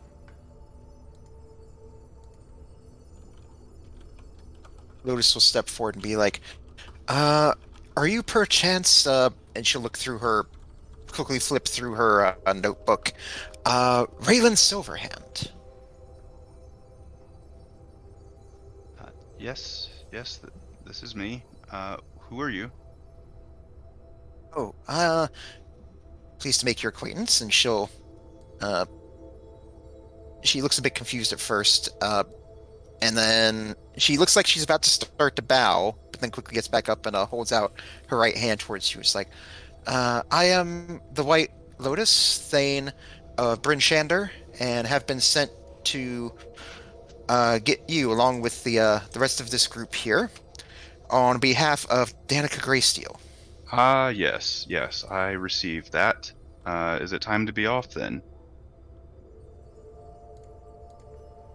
It should be. If you do need some time to pack some personal belongings to bring with you, I would definitely recommend you do so. I can't say for sure how long you might be away, though. I see. And I take a moment to ponder that and think about what it is I have available and say, I should be ready to leave in an hour or so. Do you have the time to spare? Gaiman will make an Lotus is- exasperated groan like a small child might, and he'll stomp away from the group a little ways. Who's that Lotus dick? will start to speak. He's also traveling with us. It's Gaman the Glaive. He's known. Gaiman! Is he going to be a problem? I hope not. And I call back to him. It's like, sorry, Gaiman. Vowels are weird. All right. And I guess I didn't describe what they look like. So Raylan presents as a tiny, 5'5", 5'6", petite elf, pale with jet black hair. Otherwise, the only feature you can really notice is a little bit of looks like scarring on her face, just on one side. Doesn't look like it was a burn, or it doesn't look like it was done by a weapon. You can't quite tell what it is, but it looks like a little bit of mottling on the skin there. Otherwise, kind of indistinguishable from any other elf you've seen. The guard traveling with the crew takes a step forward and says, I'm sorry if this is rude of me to ask, but your name is Silverhand is your family name, and he blushes a little bit. I see that you are an elf. Are you related to the Open Lord of Waterdeep? You would be surprised how often I've heard that question. I have never been to such a place. Purely coincidence, I assure you. Oh, excuse me. I've made a huge bumble, and he runs back to the back of the group. All right then. Is there anything else? Shall we be off? If you have gathered your things and you are ready, I see no reason why we can't head out immediately. It's a fairly long trek back to Bryn Shanter, but perhaps it'll be a good way for us to get to know each other during the trip. You see an almost imperceptible smirk from Raylan, and just as quickly as you think you notice it, it's gone, and he says, "All right, let's be off." As you all are leaving the city of Lonelywood, a town guard, which Lonelywood has few, unfortunately, they are only able to muster, if they had to, about 50 soldiers, so their standing guard at any time is quite low. It says, be careful on the road. Rumors of the White Moose are spreading wide and far. I don't want any of you killed by that creature. Do I have pre-existing knowledge of this white moose? You do, because you are from the city of Lonelywood. The guard would tell you all, yeah, the White Moose, if you haven't heard, people say it is the size of a dire wolf, if not larger. It has stark white fur that's stained red with the blood of its victims. A carnivorous moose that hunts any human found in the wood, near or after the Frostmaiden's aurora. At least you will just give a whistle. Hopefully that's not a story you tell to children to get them to behave. He shakes his head in the negative. No, if I wanted a child to behave, I would reinforce their good behavior and disencourage their bad ones. I wouldn't scare them with the tales of being eaten by a moose. Oh, Yeah, because nobody's can believe a moose is going to eat you. You just cuff them on the back of the neck. That's what stops bad behavior.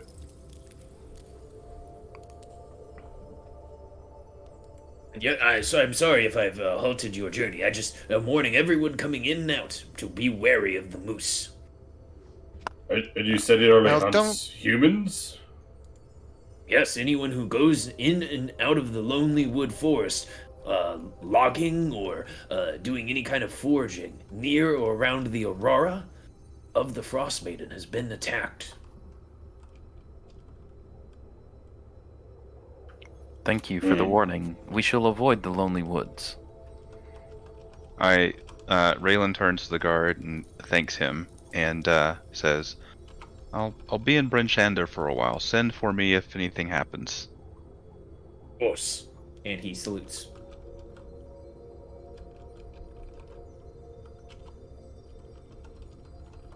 Now, as you guys leave, I wanted to point out, I did the quick math. So the total time of this journey from the Lotus leaving the city of Bryn Shander to collecting everyone would roughly be about 3 days and some change. So there's been 3 days of travel that has happened since collecting Raylan.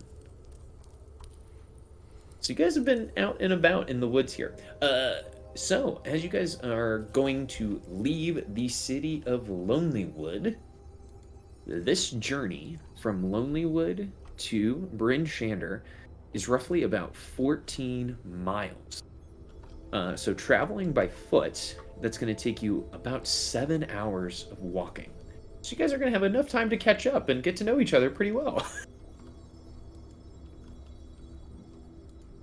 So, as you guys begin your journey, your companion, Barden Bladehelm, will say, So, I was wondering, and you guys can tell me to of course, hush up at any time, but how did you all become Thanes? I'm really interested to know. I mean, I really don't know that much about any of you.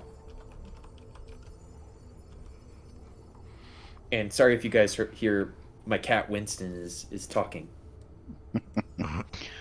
It's not audible. Good so far. So yeah, the guard kind of hits the tennis ball over to you guys, and he looks perhaps to Lotus to potentially get the group cooking here on the long walk back to. Oh, Yep. guys, don't let the music. It's not combat time. I'm sorry. It's the moose! Hey, the moose! Everyone roll initiative for backstorytelling. It's like we're on Jerry Springer. Well, for myself, I'll be quite honest. I'm not sure why I was selected as the Thane for Targos, but I mean, I've only been there for maybe the past year or so. But they needed a volunteer at the shrine, and I decided to throw my name into the lot.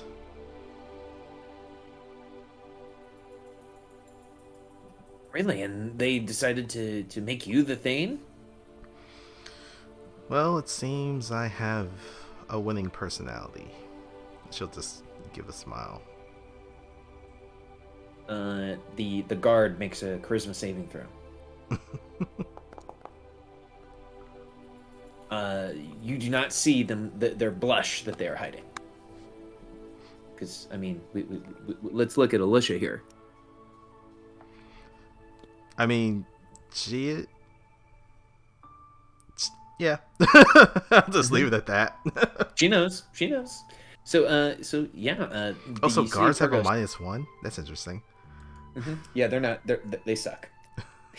That how I would explain this to you guys. Think about the security guards that work at your local mall. They constantly question their life decisions. Yes.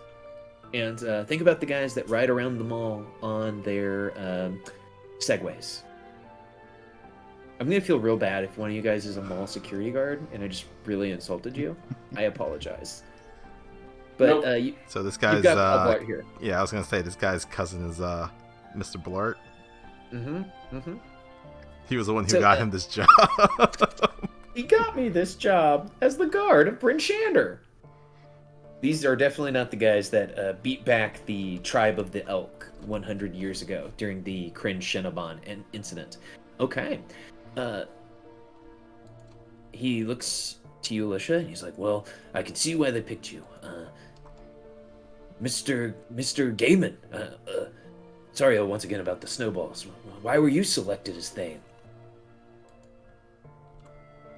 Listen, mate, it's not Mr. It's Gaiman or Gaiman the Glaive. And nobody else wanted the job, and they want to get rid of me, so yeah.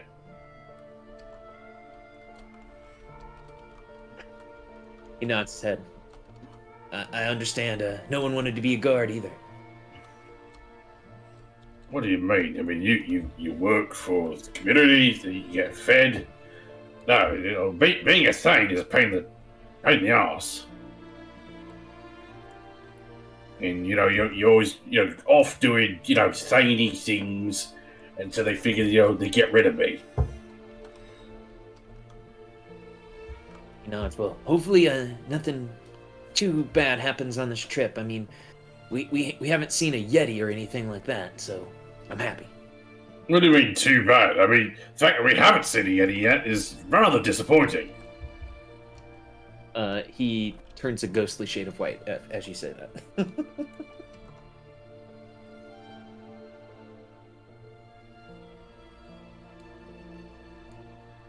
Jamie just shakes his head. He turns and looks to Akia. Akia, why were you named Thane of Goodmead?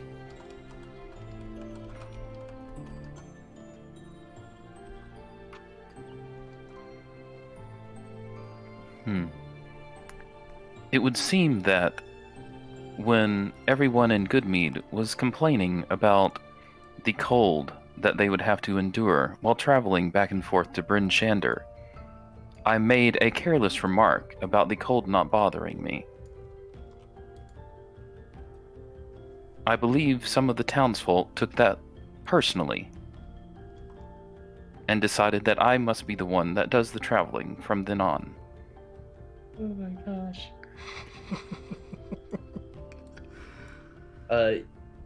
Also, you will save many cycles by removing the Mr. before saying Gaiman. He nods. He says, I won't forget again. I fear the next time I mess up, he'll dunk me in Mare Dualden.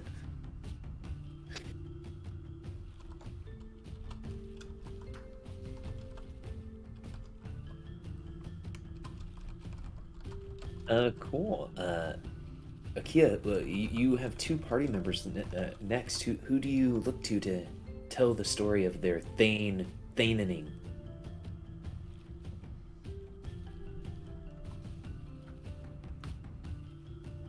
He does not look to either. He simply waits. Raylan, would you like to explain how you became Thane? Asks the guard. Yes. Do you know what we do in Lonelywood? He says, look, don't you produce most of the timber that we use in Tin Towns? Yes, that's a simple answer, but do you know what we do there?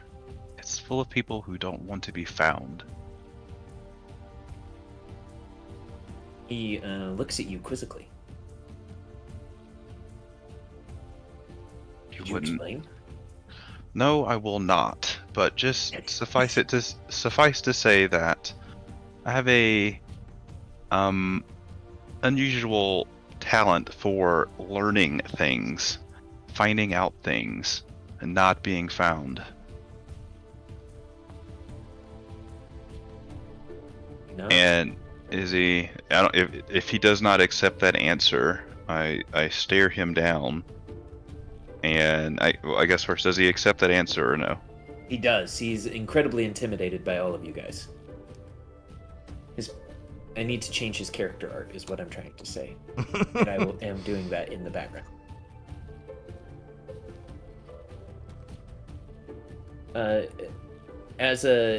He finishes being terrified by Raylan Silverhand, Barden will look to the Lotus and say, well, White Lotus, how did you become Thane of Bryn Shander? As he says this, Lotus will reach into the satchel at her side and pull something out. It's very something. It looks like she took a lot of time on. It's very much a hand-rolled cigarette. She looks at it a bit and just sort of shrugs, not what she's really used to. Puts it in her mouth, and you see her give a little snap of her fingers on her right hand a little bit, and then eventually she uses prestidigitation to light it, and she goes, well, that was a bit of a thing. See, when I first got here, I went to the library in Bryn Shander to get a feel for this place. Started looking up all sorts of things, and I noticed that there was a business in town that wasn't really keeping up the same sort of records that the others were. You know, weren't paying local taxes and everything like they should have. So I started looking into it myself because that's the sort of thing that you go right to the authorities about. That well, usually you don't get seen again. So I started looking around, and turns out a local band of bandits had actually started, it's called a protection racket, trying to convince local businesses to pay them to supposedly prevent other bandits from attacking them. But, they were basically just strong-arming them into paying them. But I managed to find some good evidence of this, brought it to the speaker's attention, and she got it taken care of, and that's how I got named Thane. He goes, wow, you stopped criminals? Well, somewhat indirectly. I mean, wasn't about to go after them myself. I mean, I do have some arcane abilities. She says she takes another drag from the cigarettes, but I wouldn't want to put you guards out of a job after all. She says with a bit of a grin. He looks to you and he says, well, thank you for that, but hey, we're taking care of the small stuff and you guys are helping take care of the large things that are happening here in 10 Towns. For the first time on this 3.5-day trip, Akia seems interested in something. And he is looking directly at the White Lotus. Miss Lotus. Oh yes, Akia, and please, you can just call me Lotus if you like. Thank you. That will be most efficient. Lotus, you said that you were at the library. May I inquire as to how much you had to give them as a bribe to allow you entrance? See, that's probably most interesting thing. Takes another drag. Actually, I didn't have to. See, the folks of the town, especially the speaker, took a bit of a pity on me. So, see, I had made my way here. I was sort of stranded and was found by some hunters who thankfully found me before I died of hypothermia. And I was nursed back to health, and well, since my home isn't anywhere near here, I guess they decided to give me a place. I started working in the library, just, putting books away and such, but then I started reading, and, well, I started learning more things about this place, and that's how all this happened. I'm not sure I understand. They didn't require any bribe at all. Not as far as I'm aware. She looks a bit curiously at you. I mean, where I'm from, libraries are known to be places where people of all kinds can read of the knowledge of books freely. This is most disturbing news.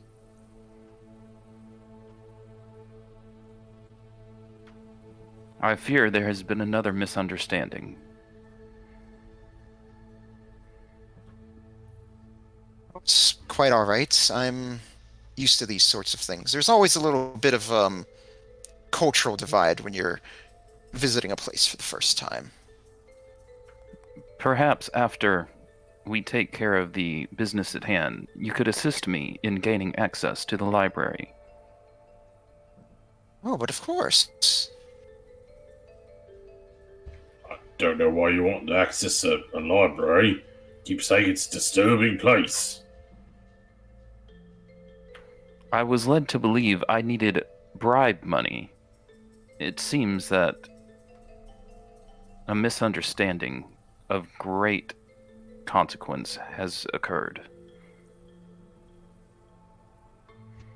All right. You know, as you guys are on your way back, Barden looks to you, to Gaiman, and say, at first when you were talking about it, I brushed it off as something that wouldn't work for me, but I want to embrace it. And he removes his helm, and as he does so, his art changes.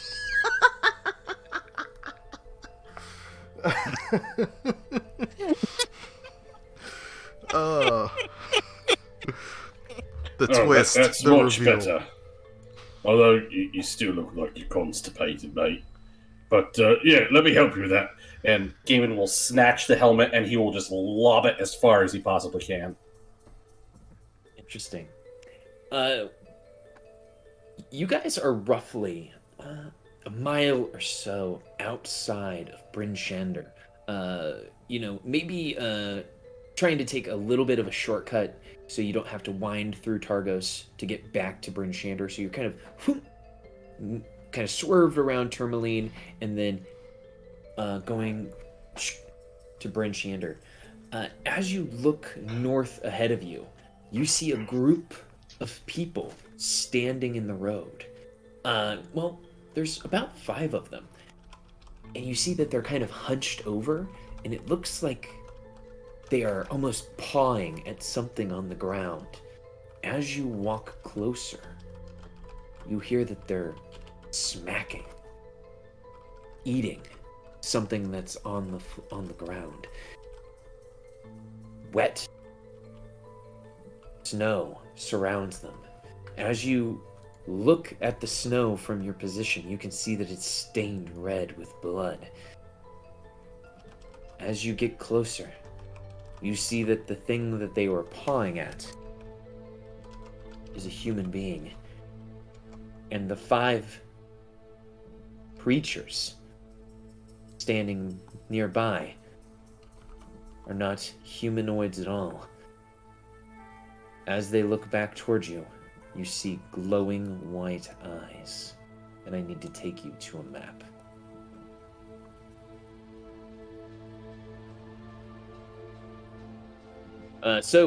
Before we do this, I need to have one person. You can elect to do this. Roll me 2d12.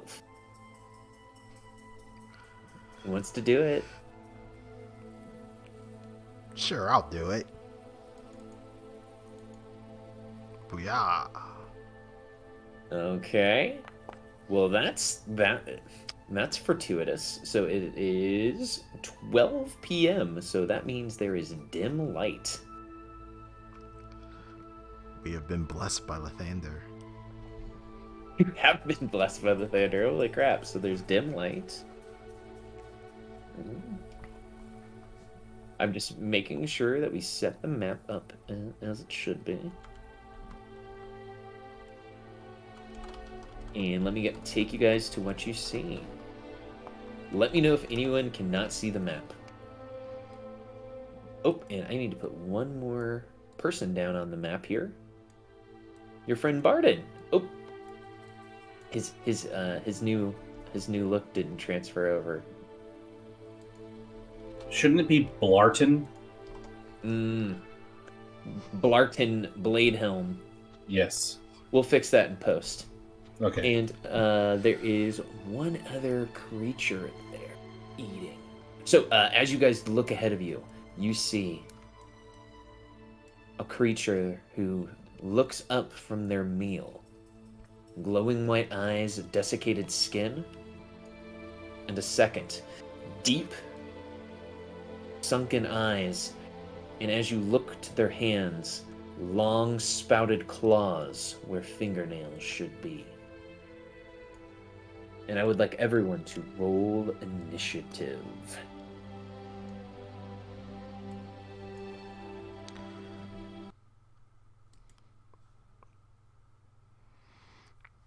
Let me put on some fight music, everybody. Woo! First combat.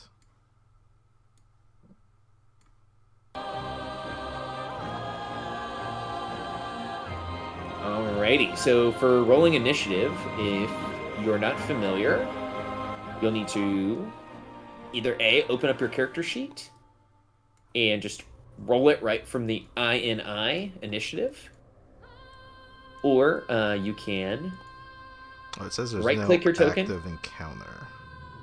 Oh, there we go. and then hit the sword and shield.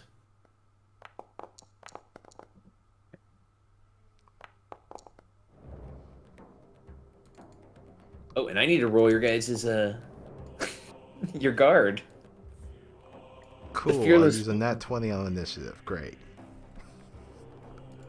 Hey, that might be important. Could be. Okay, and for Raylan, this will be your first time in the active initiative system. Yep. So how this is going to work, this is going to be pretty dynamic, so if you have questions, please let me know. But we're going to begin. And the person who won was Alicia. So Alicia, you see that there are these 5 undead creatures feasting on this 10-towner ahead of you. What do you do? Alicia will pull. Well, I guess she already is kind of walking with her shield strapped to her arm. Light is decent. I think she's just going to move, let's say 20 feet. We're just going to go to there. And she's going to ready her action to pull her rapier. Actually, hold on a second. Before I confirm that. Okay. Yeah. She's going to pull her rapier. And just ready it for the first creature, hostile creature that runs up on her. Absolute. And she'll just say, "Lathander does not tolerate your presence here, dead walkers. Let the light of his grace shine on you." The creatures all look to you and begin to moan in hunger. Alright. I will pass to let's pass to Gaiman. Or Gammon. Get his big bulky butt up No, there. no, you had it right the first time. Gaiman.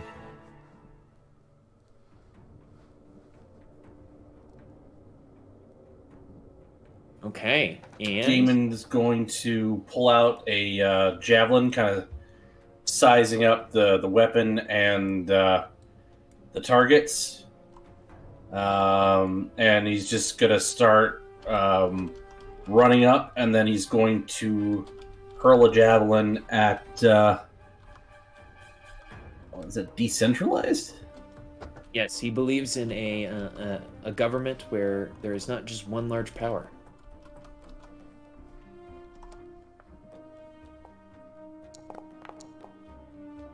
Ooh, yes, a 22 hits for 4 piercing damage. As you strike the creature with your javelin, you see that his wound almost starts to close on top of the javelin's point.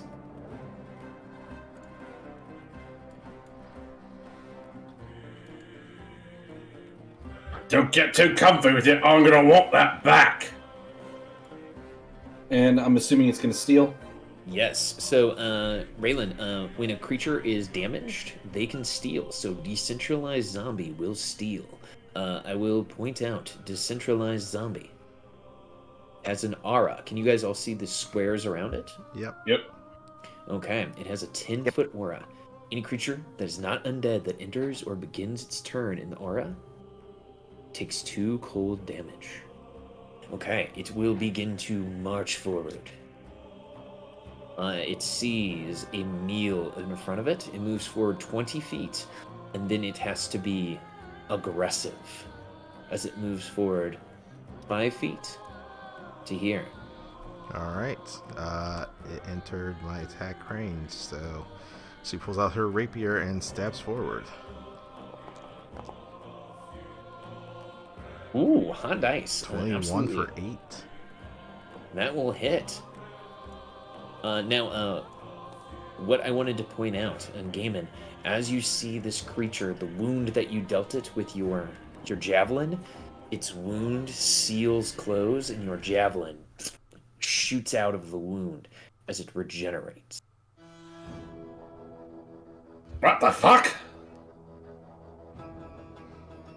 It looks to you, Gaiman, and it reaches forward with its arms as it tries to bite you on your neck.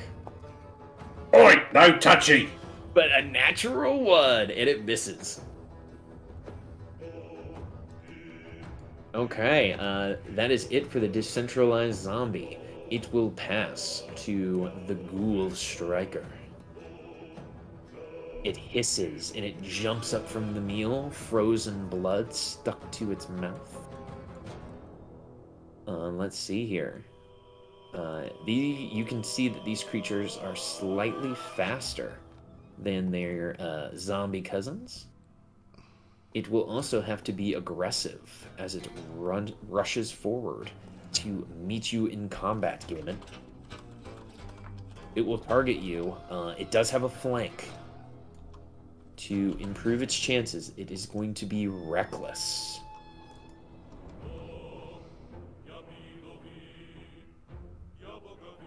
The creature is going to try to claw you, Gaiman.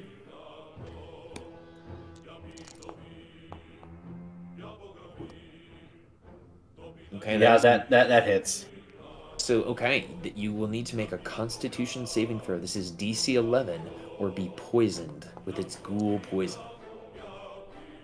Okay, you are not poisoned. You just take 7 damage.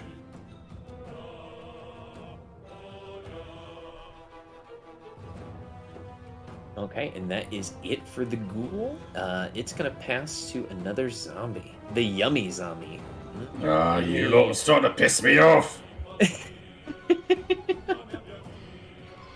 Okay, it's gonna share the love, so it's gonna start to move down 20 feet.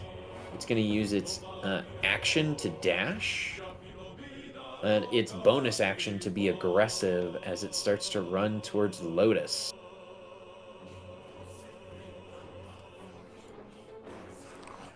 All right, and we will pass to the striker.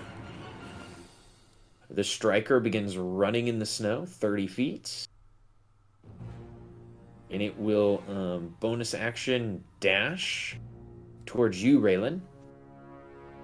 Raylan, it's going to target you. It's also going to be reckless.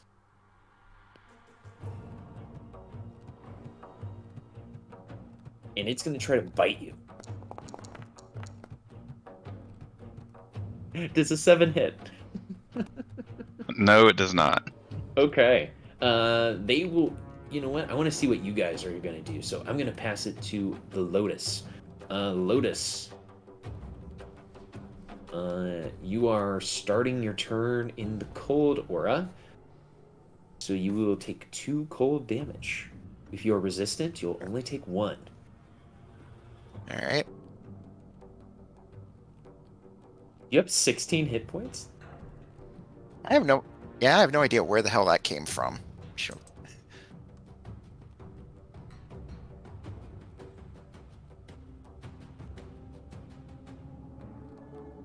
Yeah, I have no idea what's going on with that.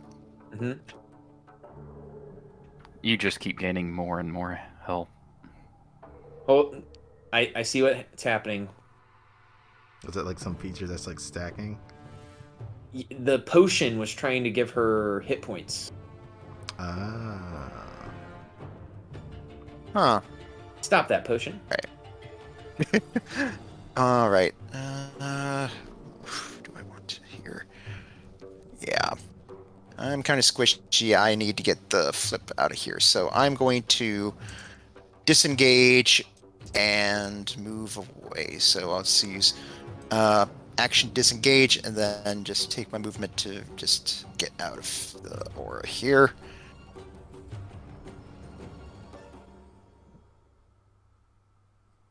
$20 and 30.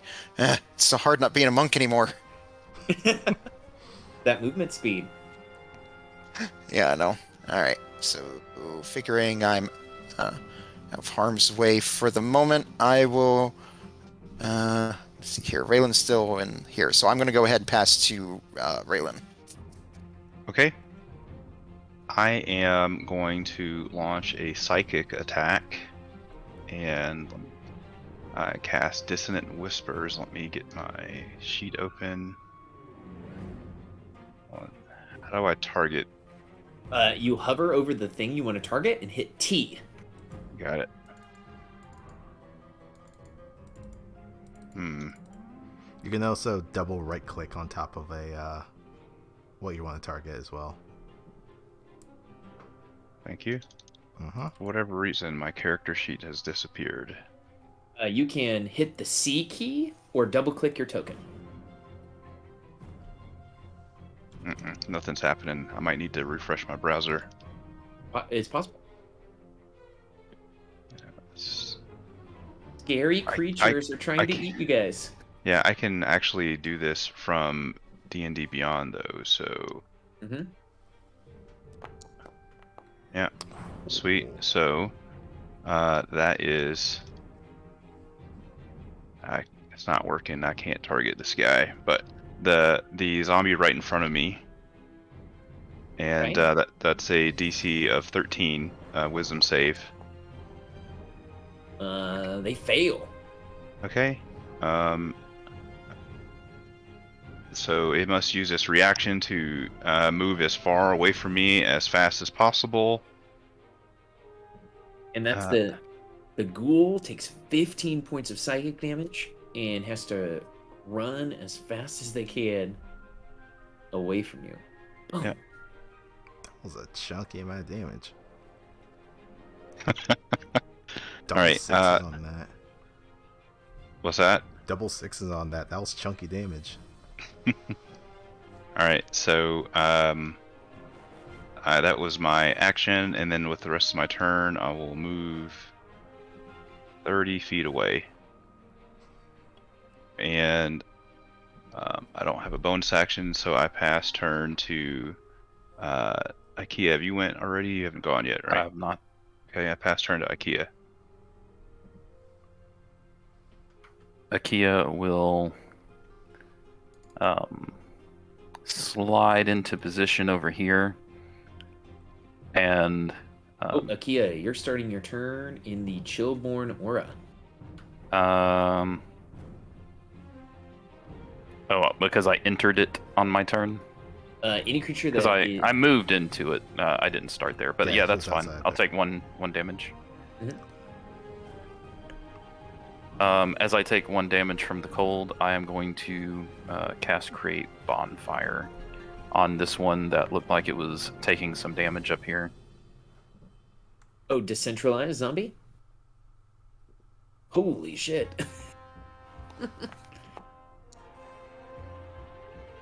They fail and take 8 fire damage. Nice. As they take 8 fire damage, Gaiman and Alicia, you notice the wounds that were trying to heal themselves on the zombie skin have seared shut.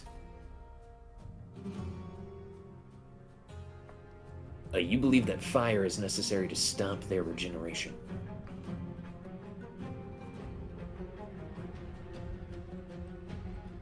I do not have a bonus action. I am going to pass to Fearless Barden. Okay, Barden will say, Miss Lotus, step back, I'll protect you. He does not know about this aura because it's like a cold aura in the winter. As he enters it, he goes, and he is capable of the pack tactics. And he will target the yummy zombie. He is going to make an attack with advantage against the yummy zombie with his spear.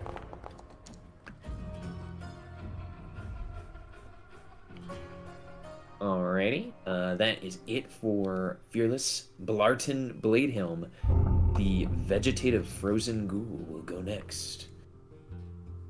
It is going to start running forward to here. No. To get closer to Alicia. Alicia, it opens its mouth as wide as it can, and it starts to spew a frozen mass at you. Give me a Constitution saving throw as it sprays vomit all over you. I was gonna step into that space, you fiend. Ah, it was an 18 and rolled away. So yes, you take 2 points of poison damage as you are covered in ghoul vomit. Alright. Don't feel bad. My players on Wednesday night had to deal with goatlings farting on them. Goatlings. Those are interesting creatures. Alright. So, I took would you like to steal? damage. Yeah, I took damage, so I will steal. Just so everyone knows that bonfire is still there as long as I have concentration. Now, Alicia, you are unfortunately in 2 separate chillborn auras. Yeah. So you would take 4 cold damage. Yeah, that hurts. That hurts a lot. It's piercing through your skin. It feels like your bones are shattering.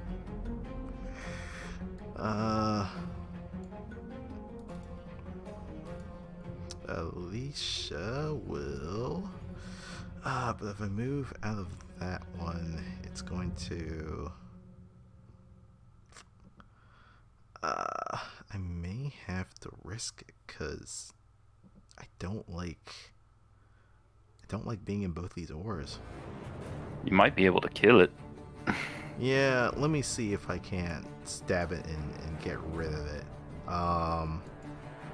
So rapier. An 18 for 4. The creature is still standing. Okay.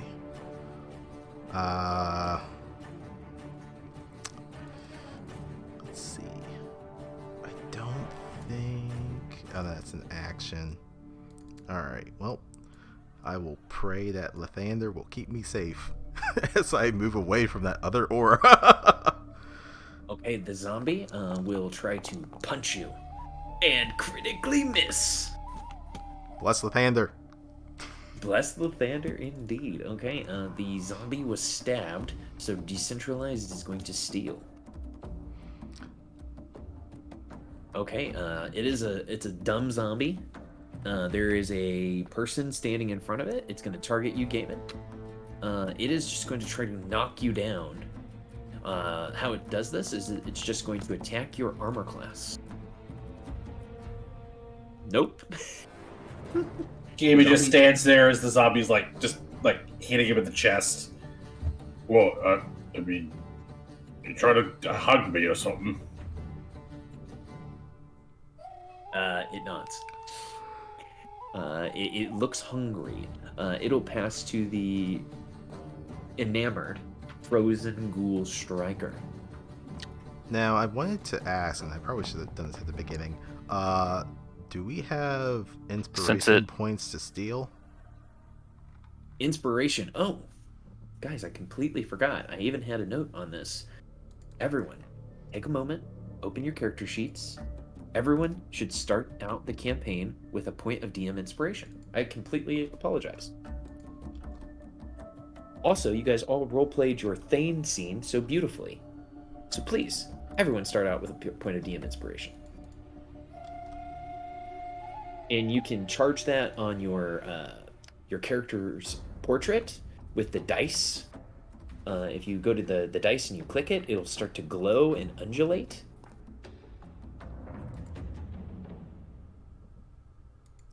Sorry, where did you say that was? Oh, if you open up your character sheet. Oh, character sheet. There's a dice to the Aha. top right. Yeah, that'll charge your inspiration. Alrighty. The Ghoul Striker. It sees some tasty morsels running off. The decentralized zombie, since it didn't move out of the bonfire, it needs to make a DC 13 dexterity saving throw. Oh, okay. Or It take will. 8 fire damage. Or it will. Oh, nope. This spell is so rarely taken. I'm sorry. This creature is burnt to a crisp and dead.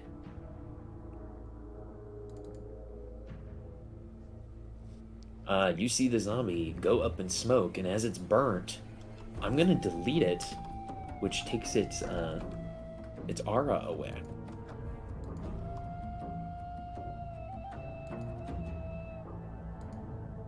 Good call there, Matt. Good call. So yeah, it's burnt.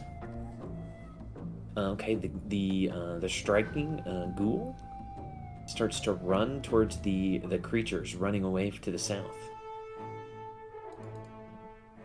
It sees the tasty dragonborn, and it will aggressively run towards you.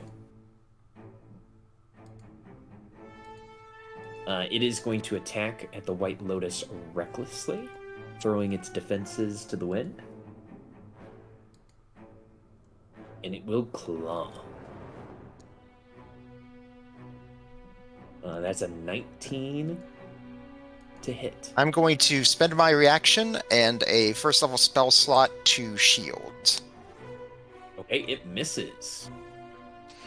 All right, so yeah, you see, she in a panic, she quickly brings her her arm up, and what looks like an ethereal purple version of a plate armor shield comes up over her. Oh, that's super cool. Yeah, it dinks off the shield. Okay, they will pass to the vegetative. Vegetative is facing off with you one-on-one, Alicia. It is also going to be reckless. Let me just mark that it's reckless. And it's going to go for a bite.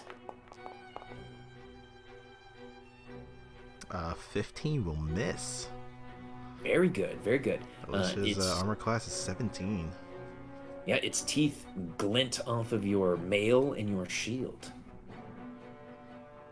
Let's see. I will go ahead and have the creature pass to Gaiman. I want to see what Gaiman is up to. Right, so is the bonfire still going behind me? It is for now. Excellent. All right. You want to give me a hug, mate? I'll give you a hug. I'm going to burn you to a crisp. Toasty zombie, coming up! And he is going to bonus action rage. And then he is going to grab the zombie and then basically give it a fire swirly.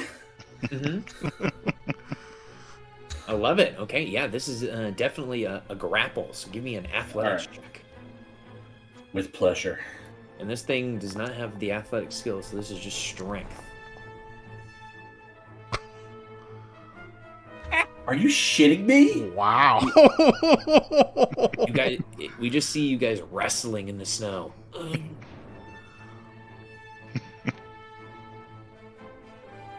Huh.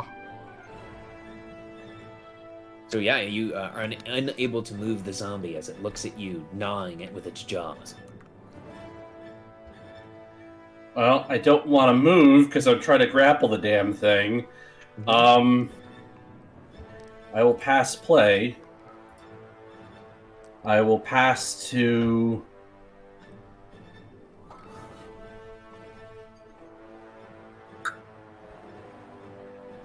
I'll pass to Kia 13, and Gaiman's gonna shout out, "Oi, numbers! Can you light this fucker up? That's what's trying to bite me."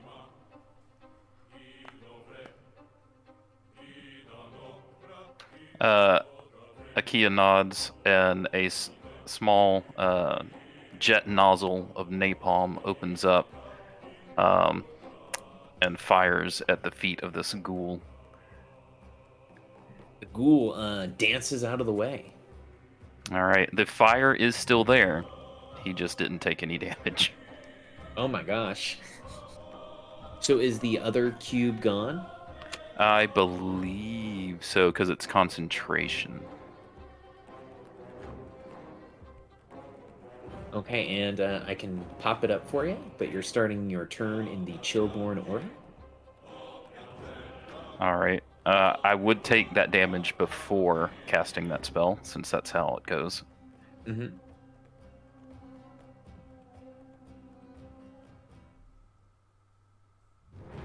And then that would have been my action, and I'm actually going to stay here. So my turn's over, and I would pass to.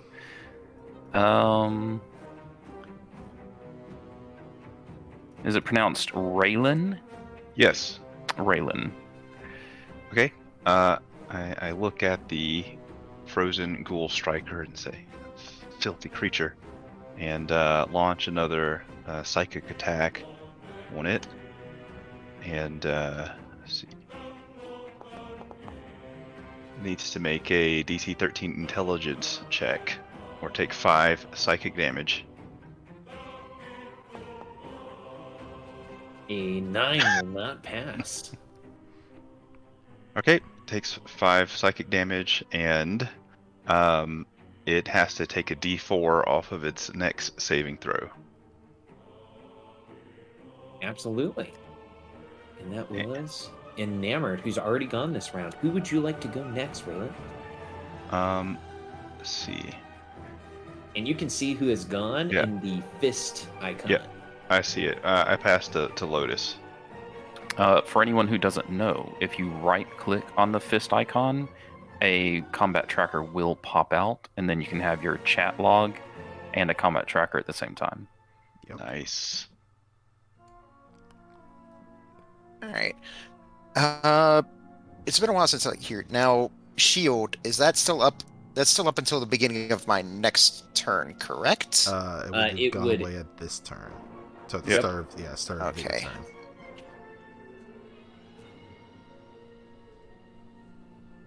Or just run away. All right. So if I want to do. All right. Tell you what, I can't really do anything at melee. I'm going to attempt to move away while provoking attack of opportunity.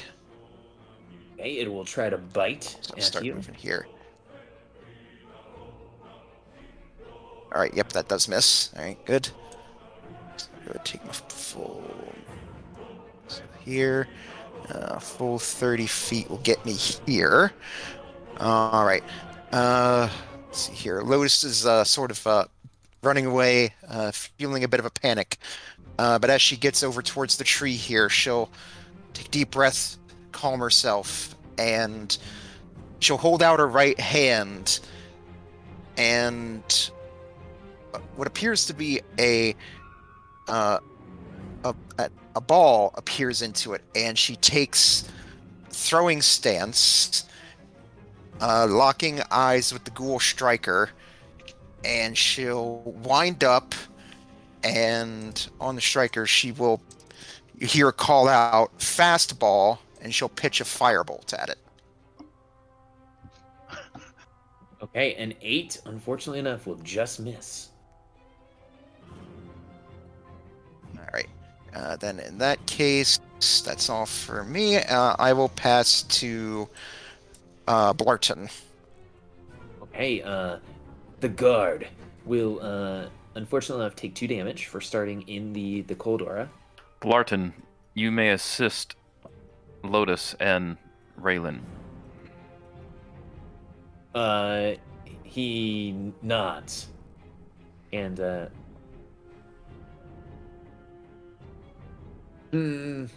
he looks to you and he says, "Let's kill this monster first, then we can both help them." And using his pack tactics, he gains advantage. And a 12 will hit a zombie. 14 because of flank. 14 because of flank, absolutely. Yummy will steal. It's got so many people it can potentially attack. It is going to regenerate because it hasn't been hit by a certain damage type.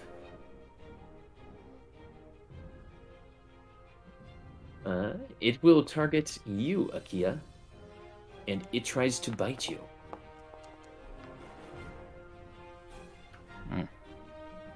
But a 13 does not get through your armor class. It bites me and doesn't work. It doesn't work. Okay, this one is still going to be reckless as it fights Gaiman. And Gaiman, it's going to go for the claw. Oh, God, that's the second time. Yeah, that's gonna hit. But that is a weak crit. It is a weak crit, fortunately, but I will Stone's Endurance just to keep myself in the fight. Mm-hmm.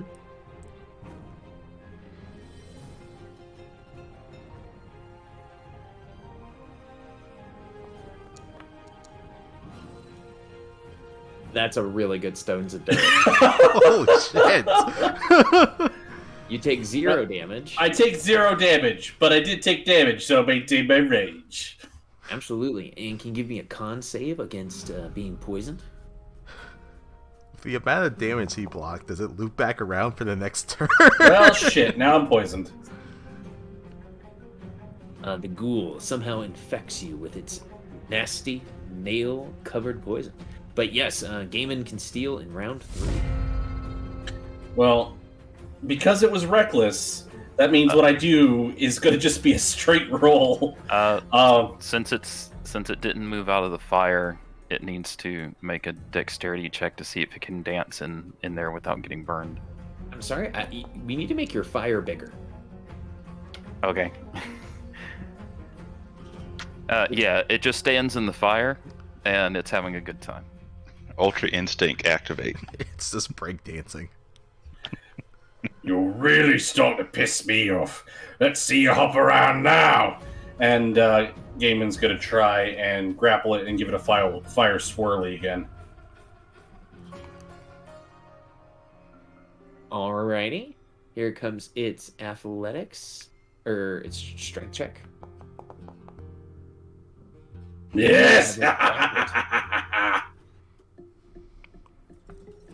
Its speed is 0. And I'm going to say you grab it and you start dunking it down into the fire. It's going to make another save against the fire effect.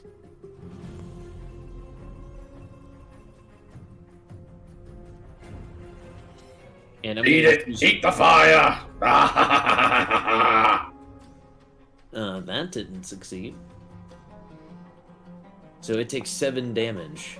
Or 8 damage. Oh my gosh. I've been rolling straight 8s on those d8s. 8s and 7s. Pretty freaking high.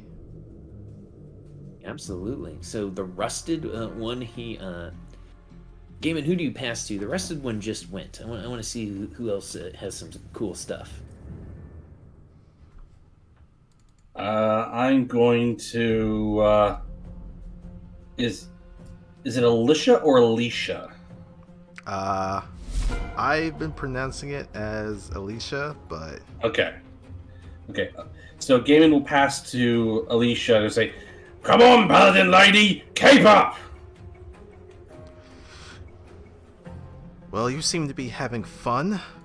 She's going to target this one and attempt to stab it with a rapier. I'm only at level 1 paladin. I don't get anything fun until next level. 11 though. An 11 will just barely miss. Alright. You see, for all this missing, if we only had succeeded at cause. That is true. You too could already have 2 points of exhaustion. and one Yes, I could, and I would accept it. Since I did not connect on anything, I will pass to... pass to Raylan.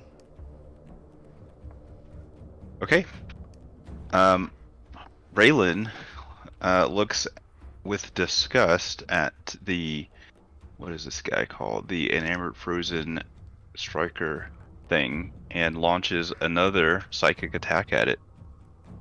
And it will be another minus a D4. So it'll make this save with a minus D4. Oh, jeez. Okay, so it rolls a 6, which is a failure. And as you deal 4 points of psychic damage, please describe how you end its unlife. I reach my hand out and close my eyes and focus intensely. You see kind of the air ripple and distort around the both of us, and the creature seizes and its head explodes, and blood spurting everywhere within a few feet of it. I love it, love it. Freezes before it hits the ground, of course. And I get 4 temporary hit points for killing it. Oh, nice. Yeah. Hey, and who would you like to go next? I am going to first use some movement to get a little bit better line of sight, and then we'll pass turn to Lotus. Alright. Let's see here. Lotus, seeing that, will get a little bit more of a confidence in her step here. Move forward some. Just like here. Alright, then she'll just sort of like talking under her breath, just sort of hyping herself up, just saying like, alright. Just remember what you did when you practice. Just remember to wind up, follow through. And she'll check distance here. Oh yeah. Once again, wind up and pitch fastball fire bolts at Yummy Zombie.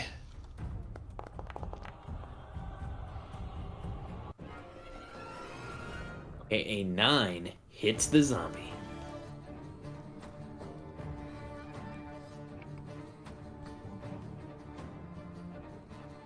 Alright, that's all for me, which gives the zombie opportunity to steal.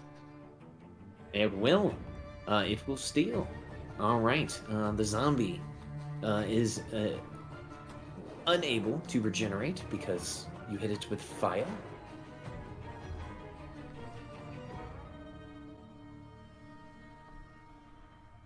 I gotta turn it on fire. Boom. Akia, it looks to you, and it is going to be reckless. It's going to throw its defenses to the wind to attack you. And it is going to try to disease you with its bite. All right. It fails. I saw it roll to that 20 at the last moment and then roll off. That's how zombies do sometimes. It will pass to the rusted striker who's in the flame, so it needs to make a save against the flame because it's held in the flame.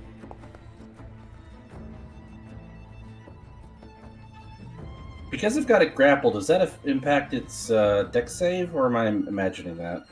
If it was restrained. Restrained, that's what it is. Okay, my bad. No, you're good. They are very similar. It will continue to be reckless. It tried to claw you last time. It will bite you this time. Okay, this creature What is it with these fucking crits, man? is a brutal attacker. It crits on a 19 or a 20. Also, do you guys like that it puts little snowmans in when you crit? I wondered what that was. It's a snowman. Okay, it crits you, Gavin. And then it will pass to the Fearless. Okay, I'm gonna use my last stone's endurance, because why not? Absolutely. Varden, unfortunately enough, takes another 2 damage. Gaben's the tank of the party, but wasn't expecting him to be going all out for that. Barden, you can step back from this zombie. And then he will crit the zombie and say, "Oh, okay. Are you sure?" He'll step back.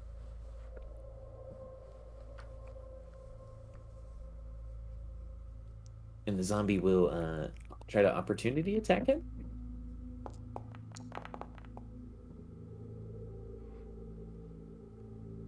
But only for an easy 3. Which bloodies your friend Barden. Barden will go ahead and pass to the ghoul so that you guys can keep initiative. Okay, the ghoul will look to you, Alicia. It will be reckless. And it will go for a bite. That will get past her defenses. Okay, for an easy 2 damage. And then, last but not least, Akia. All right. They do seem to be susceptible to fire damage.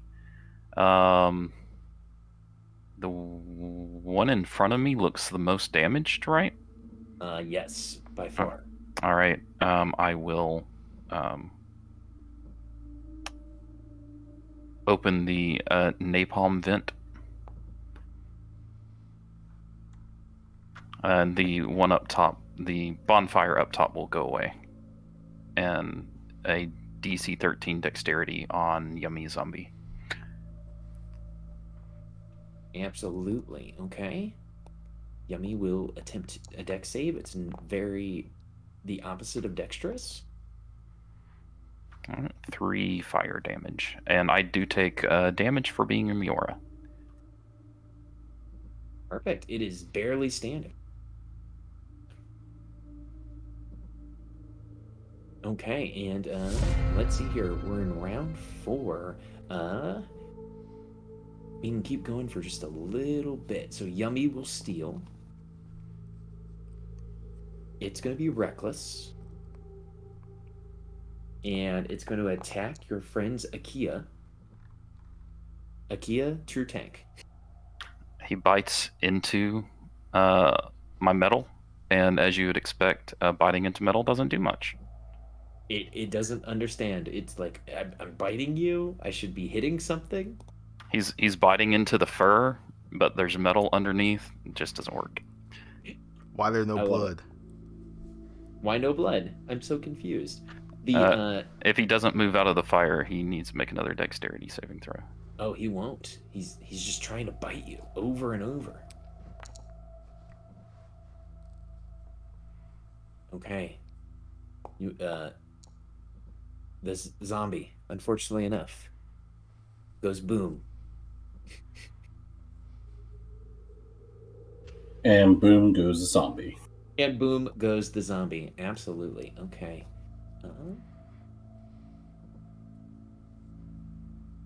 He was going to pass to, unless one of you guys steals using your initiative, he was going to pass to one of the strikers. Rusty could hit me. A question for the DM. Yes.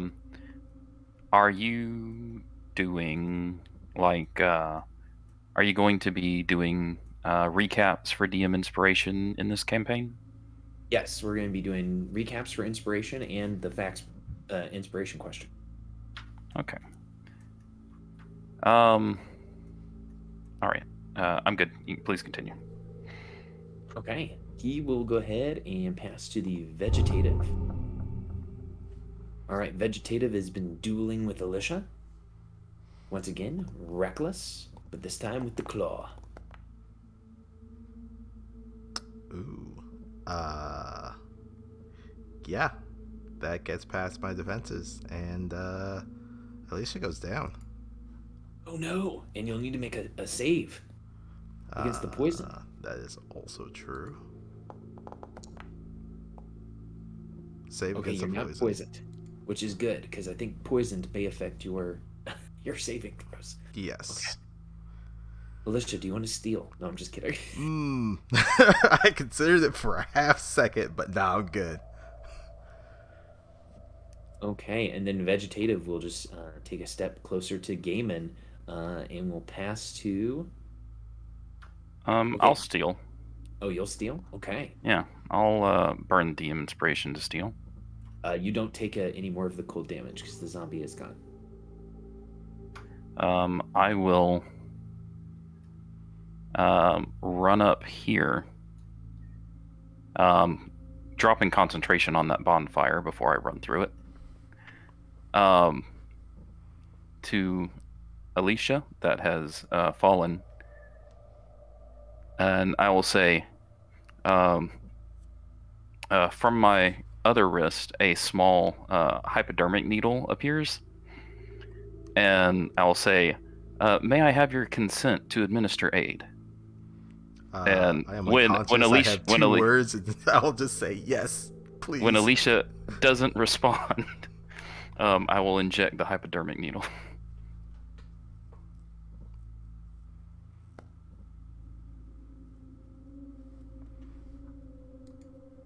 Get healing.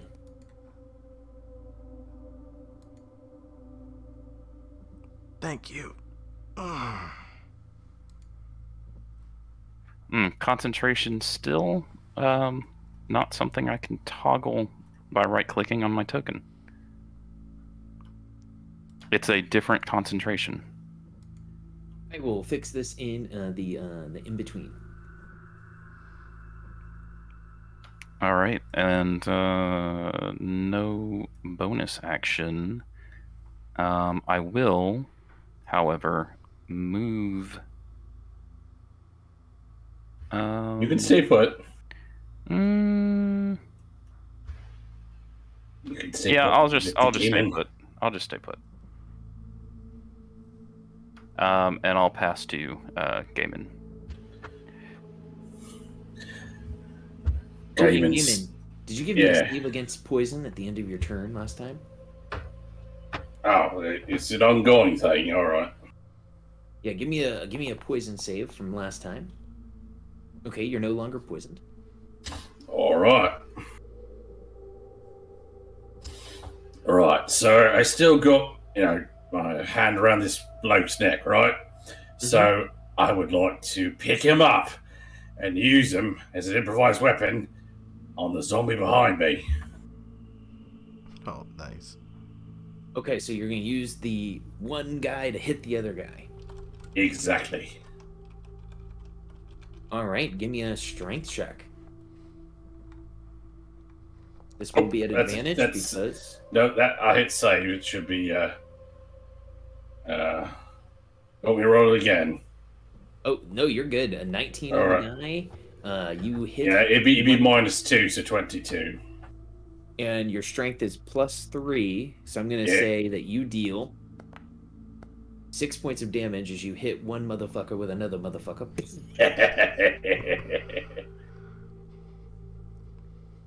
You deal 6 points of damage to the vegetative frozen ghoul striker as you hit him with the rusted frozen ghoul striker. We now know that ghouls are D10 weapons. They're a great club. That is good. Oi, numbers! How's this for efficiency for you? And I will now pass play to the paladin. Oi, nice to see you back amongst the living. Kill these fuckers already! Not fun. You should not have hit your dance partner like this. As she kind of gets up to her feet and will kind of run forward to kind of thrust her rapier at the one that just got smacked upside the head with his friend. Absolutely. 19 for 4. 19 for 4 on vegetative. That is a hit. Trying to run her blade through this thing's chest cavity. You And do so. then we'll pass to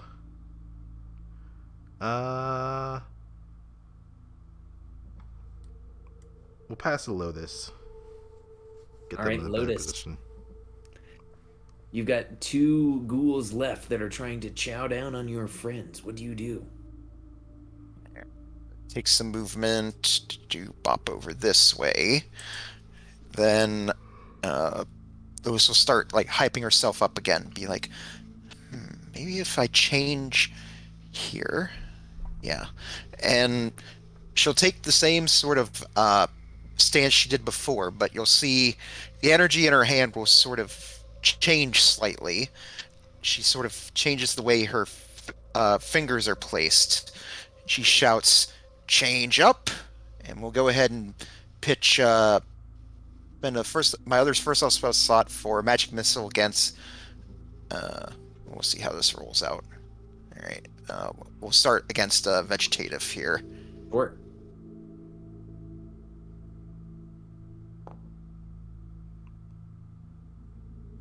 Okay, for 4 on the first roll.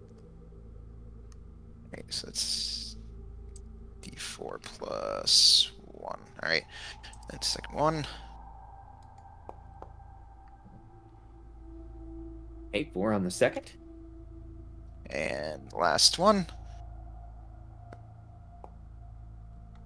Ooh, nice damage. Yeah, this ghoul is barely held together. Yeah, it's like she throws it out, it starts out as one ball, separates into 3, and then just hits it one after the other. Boom, boom, boom. Love it, and it's like getting battered by your shots. Yep. And then I will go ahead and pass to Raylan. Okay. Raylan already has her arm outstretched and is focusing intensely and launches a psychic attack on Frozen Ghoul Striker. It needs to make a 13 intelligence save.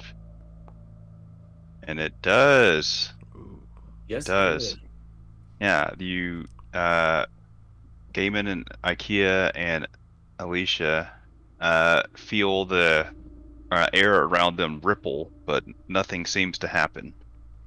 And that is my turn. Barden, light a torch, please. The DM will put some torches in his inventory.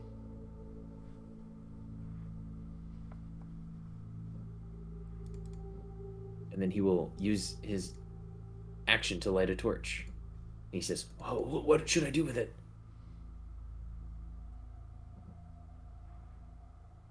Whack the bloody thing. Okay, he'll run over and he'll go ahead and whack this ghoul over with the torch. Let's roll a d20. You still get advantage from pack tactics? He does. Hold on, let me roll a second. He misses, unfortunately enough. Okay, so we'll go ahead and we'll stop right here with you guys with the ghouls, and let me go back to the landing page. Because we're 9 minutes over, but that's okay. So, everyone, we have ghouls that we are fighting. We are all together. We are preparing for our next game, our next battle against the forces that control Icewind Dale. I wanted to talk real quick. Next week is Thanksgiving here in the U.S. Of course, that's on Thursday, but Friday is a day that people do holiday stuff on. Is anyone affected by that? I possibly may. My sister still has to get back to me on what we're specifically doing for Thanksgiving, and then that could mean that I will be out of town.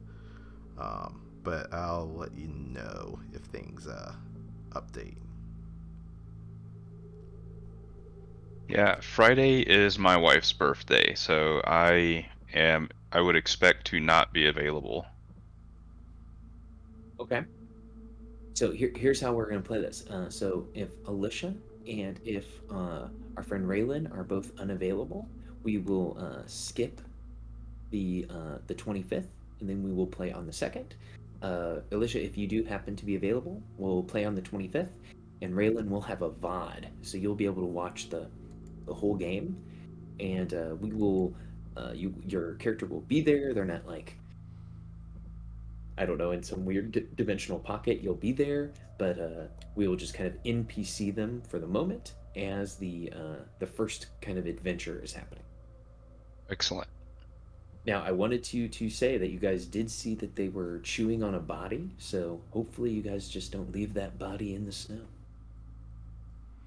Now, I always say this at the end of my games. If you guys have any way that you think that I can improve as a DM, if there's anything that you think can run a little bit smoothly, please let me know that in public chat, in private chat, over the Discord. I am open to any type of criticism. If you guys have any questions, comments, concerns, please let me know. Otherwise, we will plan on playing next Friday. If we have 2 or more people out, we will play on the 2nd instead. Sounds good. Okay, All right, thanks for everyone. hosting. Cool. Thanks for the game. My It's- pleasure. This is Thanks. looking forward to seeing how we put this whole thing together.